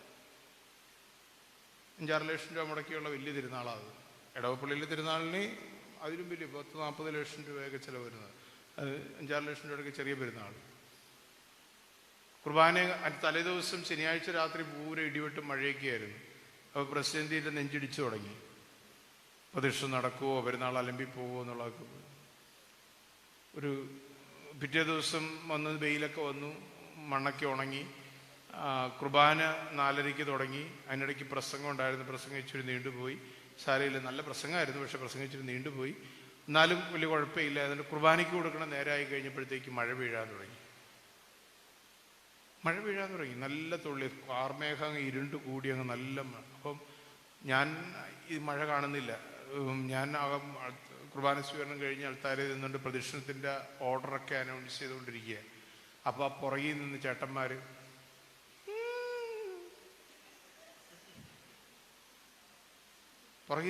ഇങ്ങനെ കാണിക്കുക, അനൗൺസ് ചെയ്തോ, ഒന്നും നടക്കൂല. അപ്പം എനിക്ക് മനസ്സിലായി മഴ പെയ്യണുണ്ട്, മഴ പെയ്യാൻ പോണു, നടക്കൂല എന്ന് പറഞ്ഞു. ഞാനപ്പം പറഞ്ഞു, ഇല്ല, നടക്കും. ആ വീണ തുള്ളിയേ വീഴുള്ളൂ, ഇനി വീഴില്ല എന്ന് ഞാൻ പറഞ്ഞു. ആ വീണ തുള്ളിയേ വീഴുള്ളൂ. കാരണം ഞാൻ പ്രാർത്ഥിച്ചത് പരിശുദ്ധ അമ്മയോടാ ജപമാല. അതിന് കാരണമുണ്ട്. അന്ന് രാവിലെ എനിക്കൊരു ഫോൺ കോൾ വന്നു. ഞായറാഴ്ച 5-ാം തീയതി രാവിലെ എൻ്റെ ഇടവക്കാരനെ തന്നെ ഒരാൾ, ഞാൻ അവിടെ പറഞ്ഞ കാര്യം ഞാനീ പറയണം. രാവിലെ എനിക്കൊരു ഫോൺ കോൾ വന്നു. അച്ഛാ, മഴയൊക്കെയാണല്ലോ, പെരുന്നാൾ തകർക്കുമല്ലോ ഇന്ന്, മഴയെ തകർത്ത് കുളിപ്പിക്കും. അപ്പം ചെറിയ രീതിയിൽ ഗ്രൂപ്പൊക്കെ ഉള്ള ഇടവകയാണ്. അപ്പം ഇവൻ്റെ പെരുന്നാൾ അലമ്പി കണ്ടു കഴിഞ്ഞ് കഴിഞ്ഞാൽ മനസ്സുകൊണ്ട് സന്തോഷിക്കാൻ ആഗ്രഹിക്കുന്ന വേറെ ചിലർ അപ്പുറത്തിരിപ്പുണ്ട്. പിടികിട്ടിയ നമ്മളൊക്കെ ചില കുശും പൂത്താറില്ലേ, അതേപോലെ തന്നെ പെരുന്നാൾ നടത്തി ഒന്ന് കാണട്ടെ, മഴ പെയ്ത വെള്ളത്തിലൊന്ന് ലയിച്ച് അവന് ഇങ്ങനെ നിരാശ കൊണ്ട് നിൽക്കുന്ന കാണുമ്പോഴത്തേക്ക് എനിക്കുണ്ടാവുന്ന ഒരു സന്തോഷം ഉണ്ടല്ലോ. ആ സന്തോഷം കാണാൻ ചിലരെങ്കിലും ആഗ്രഹിച്ച്. പക്ഷെ എനിക്കൊരു വാശിയുണ്ടായിരുന്നു. ഞാൻ അമ്മയോട് പറഞ്ഞു, അമ്മേ, നിന്നെ കെട്ടിപ്പിടിച്ച് നടക്കാൻ തുടങ്ങിയിട്ട് കുറേ നാളായി. നാണം കെട്ടാൻ നീ നാണം കെടും, എനിക്കൊന്നുമില്ല. കാര്യങ്ങളെല്ലാം ഭംഗിയായിട്ട് നടന്ന് ആളുകളെല്ലാം വീട്ടിൽ കയറി കഴിയുമ്പോൾ മഴ പെയ്തോട്ടെ എന്ന് പറഞ്ഞു. ഞാൻ അത്രേ പ്രാർത്ഥിച്ചുള്ളൂ. ഞാൻ കുറേ ജപമാലയും ചൊല്ലി തീർത്തി പ്രാർത്ഥിച്ചു. എൻ്റെ റോസാമിശിക മാതാവിൻ്റെ രൂപങ്ങൾ 4-5 എണ്ണം പല സ്ഥലങ്ങളിലൂടെ, കേരളത്തിൻ്റെ പല സ്ഥലങ്ങളിലൂടെ ഓടി നടക്കുന്നുണ്ട് കുടുംബങ്ങളിൽ. ഞാൻ ആ രൂപം ഇരിക്കുന്ന എല്ലാ വീടുകളിലേക്കും വിളിച്ചു പറഞ്ഞു, നിങ്ങൾ പ്രാർത്ഥിച്ചോ, എനിക്കൊരു തിരുനാളുണ്ട്, അമ്മയുടെ മുമ്പിൽ പ്രാർത്ഥിച്ചോളാൻ പറഞ്ഞു. നമ്മളെ ആ 3-4 തുള്ളി വീണതും ആ ഇരുണ്ട കാർമേഘം എങ്ങോട്ട് പോയെന്നറിയില്ല. പിന്നെ ഈ നിമിഷം വരെയും പടയാറ് ഏരിയയിൽ മഴ പെയ്തിട്ടില്ല. ഇപ്പം നിൽക്കുന്ന ഈ നിമിഷം വരെ, ഇന്നിപ്പോൾ മഴ പെയ്തു, ഇവിടെ പെയ്തുള്ളൂ. ഈ നിമിഷം വരെയും പടയാറ് ഏരിയയിൽ മഴ പെയ്തിട്ടില്ല.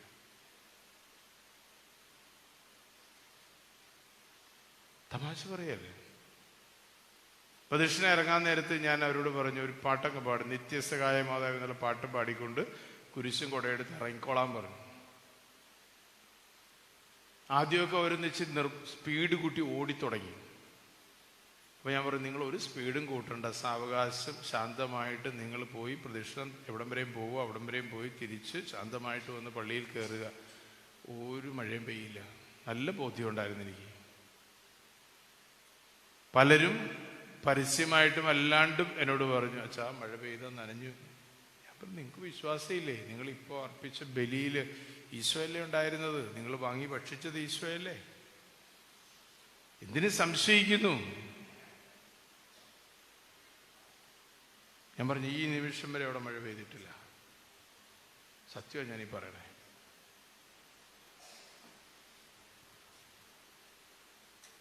നമുക്കൊരു ശാഠ്യം വേണമെന്നേ.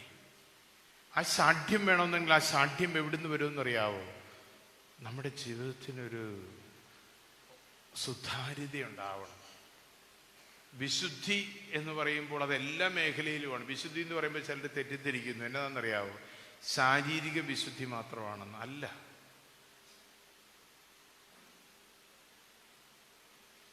വ്യഭിചാരം ചെയ്യാൻ പോകാത്തവനും സ്വയംഭോഗം ചെയ്യാത്തവനും മറ്റ് ശാരീരിക വൈകൃതങ്ങൾ, ജഡിക വൈകൃതങ്ങൾ ചെയ്യാത്തവനൊക്കെ നല്ലവനാണെന്ന് പറയാൻ പറ്റുമോ?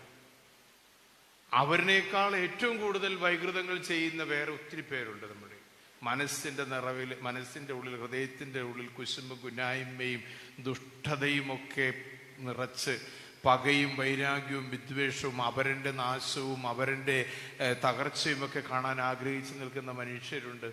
അവരെക്കാളൊക്കെ എത്രയോ ഭേദ വ്യഭിചാരികൾ. അവരവരുടെ വികാരങ്ങൾ തീർക്കാൻ വേണ്ടി പോയെന്ന് മാത്രമേ ഉള്ളൂ. ഞാൻ വ്യഭിചാരികളെ ന്യായീകരിക്കുകയൊന്നുമല്ല. ഞാൻ പറയാം, അതിലും കുഷ്ഠരോഗം പിടിച്ച, അതിലും വൈകൃതങ്ങളുള്ള ജീവിതങ്ങൾ നമ്മുടെ കൂട്ടത്തിലുണ്ട്. ഈ വൈകൃതങ്ങളെ എടുത്തു കളയാതെ നമ്മൾ ജപമാല ചൊല്ലിയിട്ടും പ്രാർത്ഥിച്ചിട്ടും കുർബാന അർപ്പിച്ചിട്ടും ഒന്നും ഒരു കാര്യമില്ല. ആ ചുങ്കക്കാരനെ പോലെ ഒന്ന് പ്രാർത്ഥിച്ചുകൊണ്ട് നീ ബലിയർപ്പിച്ചേ, ആ ബലിയുടെ മഹാത്മ്യം, ബലിയുടെ അനുഗ്രഹം നീ തിരിച്ചറിയും. ആ മണിക്കൂറിൽ തന്നെ തിരിച്ചറിയും നീ. ആ ചുങ്കക്കാരനെ പോലെ, പരിസേരനെ പോലെയല്ല, ചുങ്കക്കാരനെ പോലെ പ്രാർത്ഥിച്ചുകൊണ്ട് ബലിയർപ്പിച്ചേ, ആ മണിക്കൂറിൽ, ആ ബലിയർപ്പണത്തിന്റെ മണിക്കൂറിൽ നാം അനുഗ്രഹം കാണും. അനുഭവം കൊണ്ട് പറയേണ്ടതാ. ഞാൻ സംശയിച്ചിട്ടുണ്ട്. ബലിയർപ്പിച്ചുകൊണ്ടിരിക്കുമ്പോൾ 21 വർഷം, 22ാമത്തെ വർഷത്തിലേക്ക് ഞാൻ 22 വർഷം പൂർത്തിയാകാൻ പോകുന്നു. ഞാൻ പട്ടം കിട്ടിയിട്ട് ഞാൻ ഈ 22 വർഷത്തിൽ ഇടയ്ക്ക് 1-2 പ്രാവശ്യം ഞാൻ സംശയിച്ചിട്ടുണ്ട്, ഞാൻ ഉയർത്തിപ്പിടിച്ചിരിക്കുന്ന തിരുവോസ്തിയിൽ ഈശോ ഉണ്ടോ? എനിക്ക് ഉത്തരവും തന്നിട്ടുണ്ട്. ഈശോ എനിക്ക് ഉത്തരവും തന്നിട്ടുണ്ട്.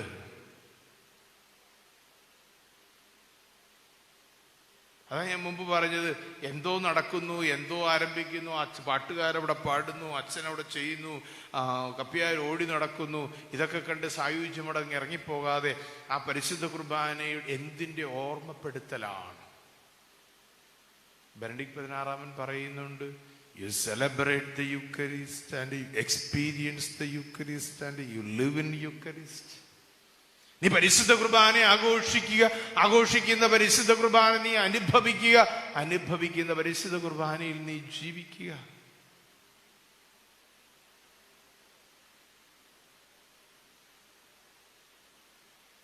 പരിശുദ്ധ അമ്മ നമ്മളെ കൊണ്ടുവന്ന് എത്തിക്കുന്നത് ഇങ്ങോട്ടാണ്. അതാണ് മാർപ്പാപ്പ പറഞ്ഞത്, അമ്മയുടെ കൈക്ക് പിടിച്ചുകൊണ്ട് ഈശോയുടെ അടുത്തേക്ക് വാ. അമ്മയുടെ കൈക്ക് പിടിക്ക് നീ. നമുക്കൊക്കെ ജന്മം തന്ന അമ്മയുടെ കൈക്ക് നമ്മൾ പിടിച്ചിട്ടില്ലേ? അമ്മ കൈക്ക് പിടിച്ചു കഴിഞ്ഞാൽ ആർക്കെങ്കിലും പേടിയുണ്ടോ? ഉണ്ടോ? ഇല്ല. കാരണം അമ്മയുടെ കരങ്ങളിൽ നമ്മൾ സുരക്ഷിതരാണ്. അപ്പനേക്കാൾ ഓടി നമ്മൾ അടുക്കുന്നത് അമ്മയുടെ അടുക്കിലേക്ക്, അല്ലേ? അല്ലേ? അമ്മയുടെ കരങ്ങളിൽ നമ്മൾ സുരക്ഷിതരാണെന്ന് ആ കുഞ്ഞിനൊരു ബോധ്യമുള്ളത് കൊണ്ടാണ് അപ്പനേക്കാളേറെ അമ്മയുടെ അടുക്കിലേക്ക്, അമ്മയെ ചേർത്ത് പിടിച്ച് കുഞ്ഞിങ്ങനെ നിൽക്കുന്നത്. സ്വർഗത്തിന്റെ അമ്മയാണ് പരിശുദ്ധ അമ്മയെങ്കില് ആ നമ്മളെ ഓരോരുത്തരെയും അമ്മ ചേർത്ത് പിടിക്കും. ഒരു ആപത്തിലും പെടാതെ അമ്മ നമ്മളെ കാത്തു സൂക്ഷിക്കും. അവൾ സ്വർഗത്തിന്റെ അമ്മയാ. അതുകൊണ്ടാണ് അവളെ ത്രിലോക രാജ്ഞിയായിട്ട് പ്രഖ്യാപിച്ചു. അവൾ സ്വർഗത്തിന്റെ അമ്മയാ, ലോകത്തിന്റെ അമ്മയാ, മാനവരാശിയുടെ അമ്മയാ.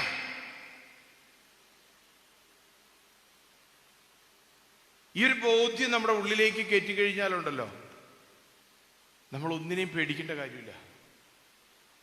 ഈ ജപമാല ആഭരണമായിട്ടല്ല കൊണ്ടു നടക്കണം, ആയുധമായിട്ട് കൊണ്ടു നടക്കണം.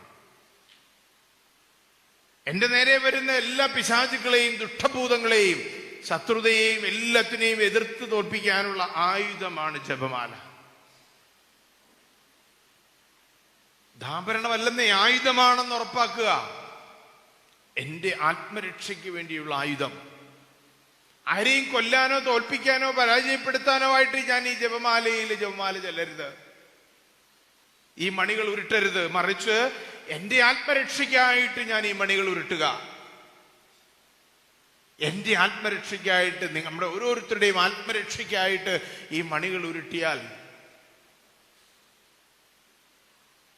ഈ ഓട്ടപ്രദക്ഷിണത്തിൻ്റെ ഒന്നും ഒരാവശ്യമില്ല. നമ്മൾ ഈ ലോകമെമ്പാടും ഈ നേർച്ച ചെണ്ടപ്പുറത്ത് കോല് വീടിനടുത്തേക്കൊക്കെ നമ്മൾ ഓടണമെന്നേ.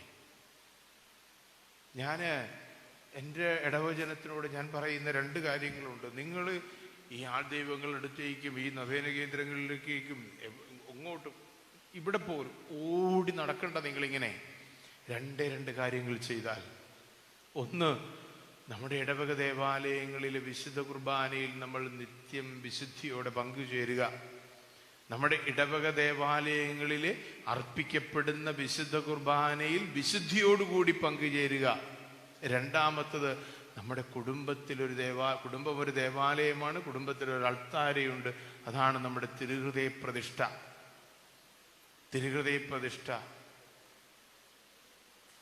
ആ തിരുഹൃദയ പ്രതിഷ്ഠയുടെ മുമ്പിൽ ജീവിതത്തിന്റെ അധ്വാനങ്ങളെല്ലാം കഴിഞ്ഞ് സായാഹ്നത്തിലെ കുടുംബാംഗങ്ങൾ എല്ലാവരും കൂടി ഒരുമിച്ച് ചേർന്നിരുന്ന് രണ്ടാമത്തെ കൃതജ്ഞതയുടെ ബലി, അതാണ് കുടുംബ പ്രാർത്ഥന.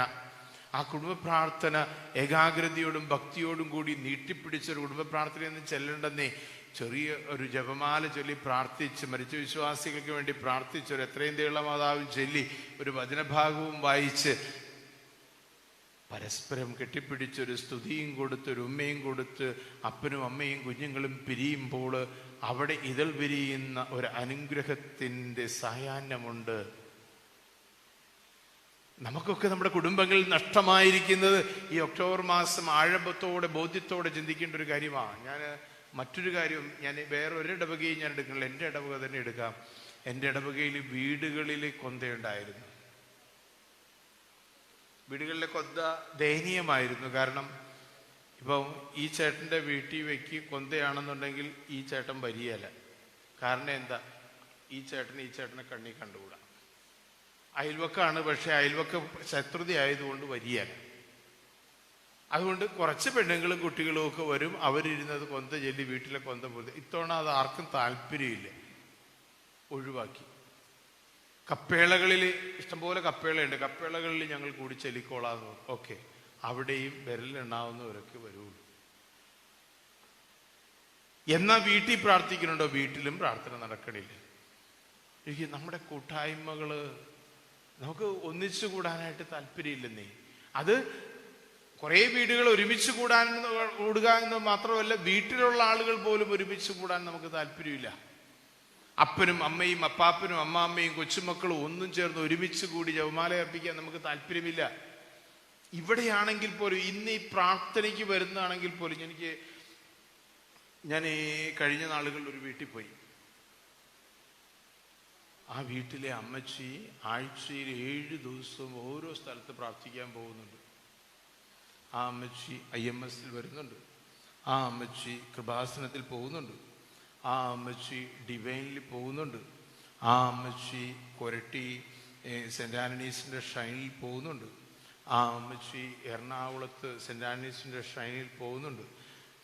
വ്യാഴാഴ്ച അങ്കമാലി യൂദാത്ത ദേവസ്വത്തിന്റെ അടുത്ത് പോകുന്നുണ്ട്. എനിക്ക് വ്യക്തമായിട്ട് അറിയാം. 7 ദിവസവും 7 സ്ഥലത്ത് പോകുന്നുണ്ട്. എന്തിനാണെന്നറിയാമോ? വീട്ടിൽ നിന്നൊഴിവാകാൻ, വീട്ടുകാരെ ഫേസ് ചെയ്യാതിരിക്കാൻ. പക്ഷേ ഈ 7 ദിവസവും 7 സ്ഥലത്ത് പോയി പ്രാർത്ഥിക്കുന്ന അമ്മച്ചി വീട്ടിലേക്ക് വരുമ്പോൾ രാക്ഷസിയാണ്. വീട്ടിലേക്ക് വരുമ്പോൾ രാക്ഷസിയാണ്.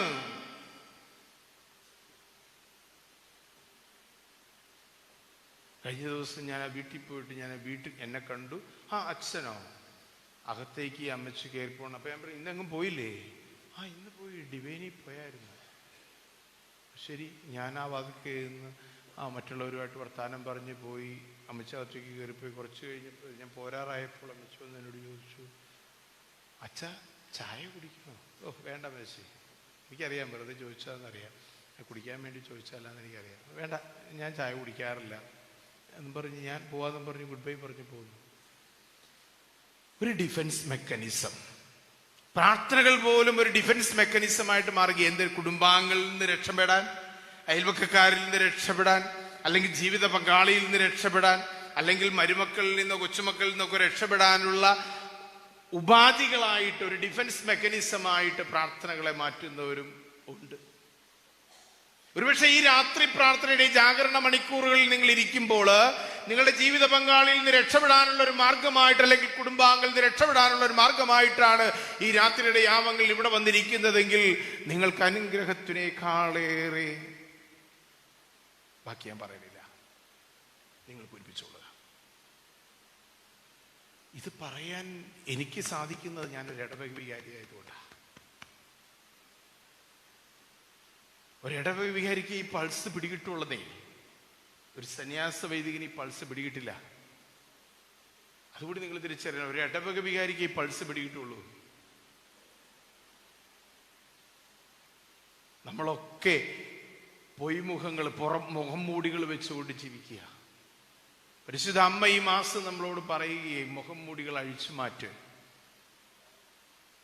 എല്ലാ തരത്തിലുള്ള വിശുദ്ധി, ജഡത്തിന്റെ വിശുദ്ധി മാത്രമല്ല, വാക്കിന്റെയും നോട്ടത്തിന്റെയും ആഗ്രഹങ്ങളുടെയും അത്യാഗ്രഹങ്ങളുടെയും എല്ലാ വിശുദ്ധിയിലേക്കും നീ വരിക. അശുദ്ധമായതെല്ലാം നീ കളയുക, നീ വിശുദ്ധിയിലേക്ക് വരിക. വാക്കിന്റെ വിശുദ്ധി, നോട്ടത്തിന്റെ വിശുദ്ധി, സ്പർശനത്തിന്റെ വിശുദ്ധി, ചിന്തയുടെ വിശുദ്ധി, കാഴ്ചപ്പാടുകളുടെ വിശുദ്ധി, അകക്കണ്ണിന്റെ വിശുദ്ധി, ഉൾക്കാഴ്ചയുടെ വിശുദ്ധി, ആ വിശുദ്ധിയിലേക്കൊക്കെ നമ്മൾ കടന്നു വരണം. നമ്മൾ വിശുദ്ധി എന്ന് പറയുമ്പോൾ വെറും ജഡത്തെ മാത്രം മാറ്റി നിർത്തിയാൽ മാത്രം പോരാ. വേറെ ഒത്തിരി മേഖലയിൽ സമ്പത്തിന്റെ ക്രയവിക്രയണ, സമ്പത്തിന്റെ വിശുദ്ധി, ആർഭാടത്തിന്റെ വിശുദ്ധി, ആർഭാടം നയിച്ച് ജീവിതം നശിപ്പിക്കുന്നത്. നമ്മൾ ആത്മാർത്ഥമായിട്ട് ആത്മപരിശോധന, ഈശോ, ഞാൻ ഇപ്പോഴും ഓർക്കുന്നു, കോട്ടയം ഭാഗത്തുള്ള ഒരു മനുഷ്യൻ, ഞാൻ ചിറ്റൂർ ധ്യാന കേന്ദ്രത്തിൽ അസിസ്റ്റന്റ് ഡയറക്ടർ ആയിരിക്കുന്ന സമയത്ത് ഒരു ധ്യാനത്തിന് വന്ന് അദ്ദേഹം ധ്യാനം കൂടി പല കാര്യങ്ങളും ചെയ്തു. ഇങ്ങനെ ആരാധനയ്ക്ക് ഒരുക്കി കേട്ടോ, പല കാര്യങ്ങളും ചെയ്തു. അദ്ദേഹം ധ്യാനം അങ്ങോട്ട് വലിയ ഇഫക്റ്റീവ് ആയില്ല. കൗൺസിലിംഗ് നടത്തിയത് ഒരു ചേച്ചിയാണ്. അത് കഴിഞ്ഞ് കൗൺസിലിങ്ങിന് എൻ്റെ അടുത്ത് വന്നു. ഞാൻ പറഞ്ഞു, ധ്യാനം കഴിഞ്ഞ് പോയിട്ട് തിരിച്ചു വരാൻ പറഞ്ഞു. കുറച്ച് കാര്യങ്ങളൊക്കെ പറഞ്ഞു കൊടുത്തു വിട്ടു. അദ്ദേഹം കൊലപാതകവും വ്യഭിചാരവും അങ്ങനെ പല കാര്യങ്ങളിലും അതിനകത്ത് ഇടപെടുകയും ചെയ്യുകയും ഒക്കെ ചെയ്തിട്ടുണ്ട്, പങ്കാളികളാവുകയും അങ്ങനെ ചെയ്തിട്ടുണ്ട്. പല കാര്യങ്ങൾ കൊണ്ടും അദ്ദേഹം ആകെ പോയി. അത് കഴിഞ്ഞ് അദ്ദേഹം പ്രാർത്ഥിച്ചു ഒരുങ്ങി പറഞ്ഞ കാര്യങ്ങളെല്ലാം ചെയ്ത് അങ്ങനെ പല പല സിറ്റിങ്സായി. പല പ്രാവശ്യം എൻ്റെ അടുത്ത് വന്ന് ഇങ്ങനെ കണ്ടു, കാര്യങ്ങളെല്ലാം കഴിഞ്ഞു പോയി. ഒരു ദിവസം എൻ്റെ അടുത്ത് വന്നപ്പോൾ, അച്ഛാ, ഇനി ഞാൻ ഉപേക്ഷിക്കാനോ ഒന്നുമില്ല. അച്ഛൻ പറഞ്ഞതെല്ലാം ഞാൻ വിട്ടു, ഞാൻ എല്ലാ തിന്മകളിൽ നിന്ന് ഞാൻ മാറി, ഞാനിപ്പോൾ ഒത്തിരി സ്വാതന്ത്ര്യം അനുഭവിക്കുന്നുണ്ട്. പക്ഷേ എന്നാലും എന്തോ ഒരു പ്രശ്നം, വർഷങ്ങൾക്ക് മുമ്പായിട്ടോ, ഞാൻ ചിറ്റൂർ അസിസ്റ്റന്റ് ഡയറക്ടറായിട്ട് പിരിയുന്നത് 2012 ആ സമയത്താണ്. ഇപ്പം അദ്ദേഹം എൻ്റെ ആത്മാർത്ഥ സുഹൃത്താണ്. ഇപ്പോഴും എന്നെ വിളിക്കും, എന്നെ കാണാനൊക്കെ വരും. ഇപ്പം എനിക്ക് എളുപ്പം അദ്ദേഹം എൻ്റെ അടുക്കിലേക്ക് വരാനായിട്ട്, വടയാറേക്ക് വരാൻ. അദ്ദേഹം ഞാനിങ്ങനെ പ്രാർത്ഥിച്ചുകൊണ്ടിരുന്ന സമയത്ത് ഈ മുറുക്കാൻ വെറ്റിലയും പാക്കും മുറുക്കാനൊക്കെ എന്നെ കാണിച്ചു തരികയാണ്. തമ്പുരാൻ ഒരു അടയാളം പോലെ എന്നെ ഇങ്ങനെ കാണിച്ചു തന്നു. അപ്പം ഞാൻ ഇദ്ദേഹത്തിനോട് പറഞ്ഞു, ചേട്ടനെല്ലാം മാറി, എന്തൊക്കെയോ പൂർണ്ണമായിട്ടെല്ലാം ഞാൻ വിശ്വസിക്കുന്നു, പക്ഷേ ഇങ്ങനത്തെ ഒരു സംഭവം കാണിച്ചു തരുന്നുണ്ടല്ലോ.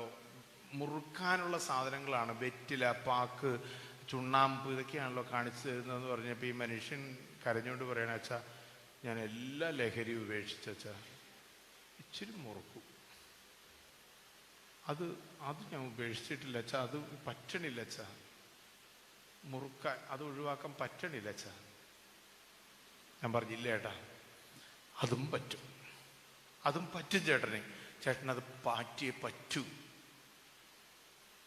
മാറ്റി, അദ്ദേഹം മാറ്റി. ഇപ്പോൾ അദ്ദേഹം ഡെയിലി കുർബാനയ്ക്ക് പോകുന്ന ഒരു മനുഷ്യൻ, ഒത്തിരി തിന്മകളിൽ ഇടപെട്ടിരുന്ന ഒരു മനുഷ്യനാണ്. പക്ഷേ ഇപ്പം നല്ലൊരു വിശുദ്ധ ജീവിതം നയിക്കുന്ന മനുഷ്യനാണ്. നന്നായിട്ട് ഇപ്പം എനിക്ക് വളരെ വ്യക്തിപരമായിട്ട് എനിക്കറിയാവുന്ന ഒരു മനുഷ്യൻ. ആരുടെ മുഖത്ത് കുതിര കയറാൻ പോലുള്ള കുടുംബത്തെ നോക്കി, ആ കുടുംബം, ഭാര്യയും മക്കളും ഒക്കെ സന്തോഷചിത്തരായി.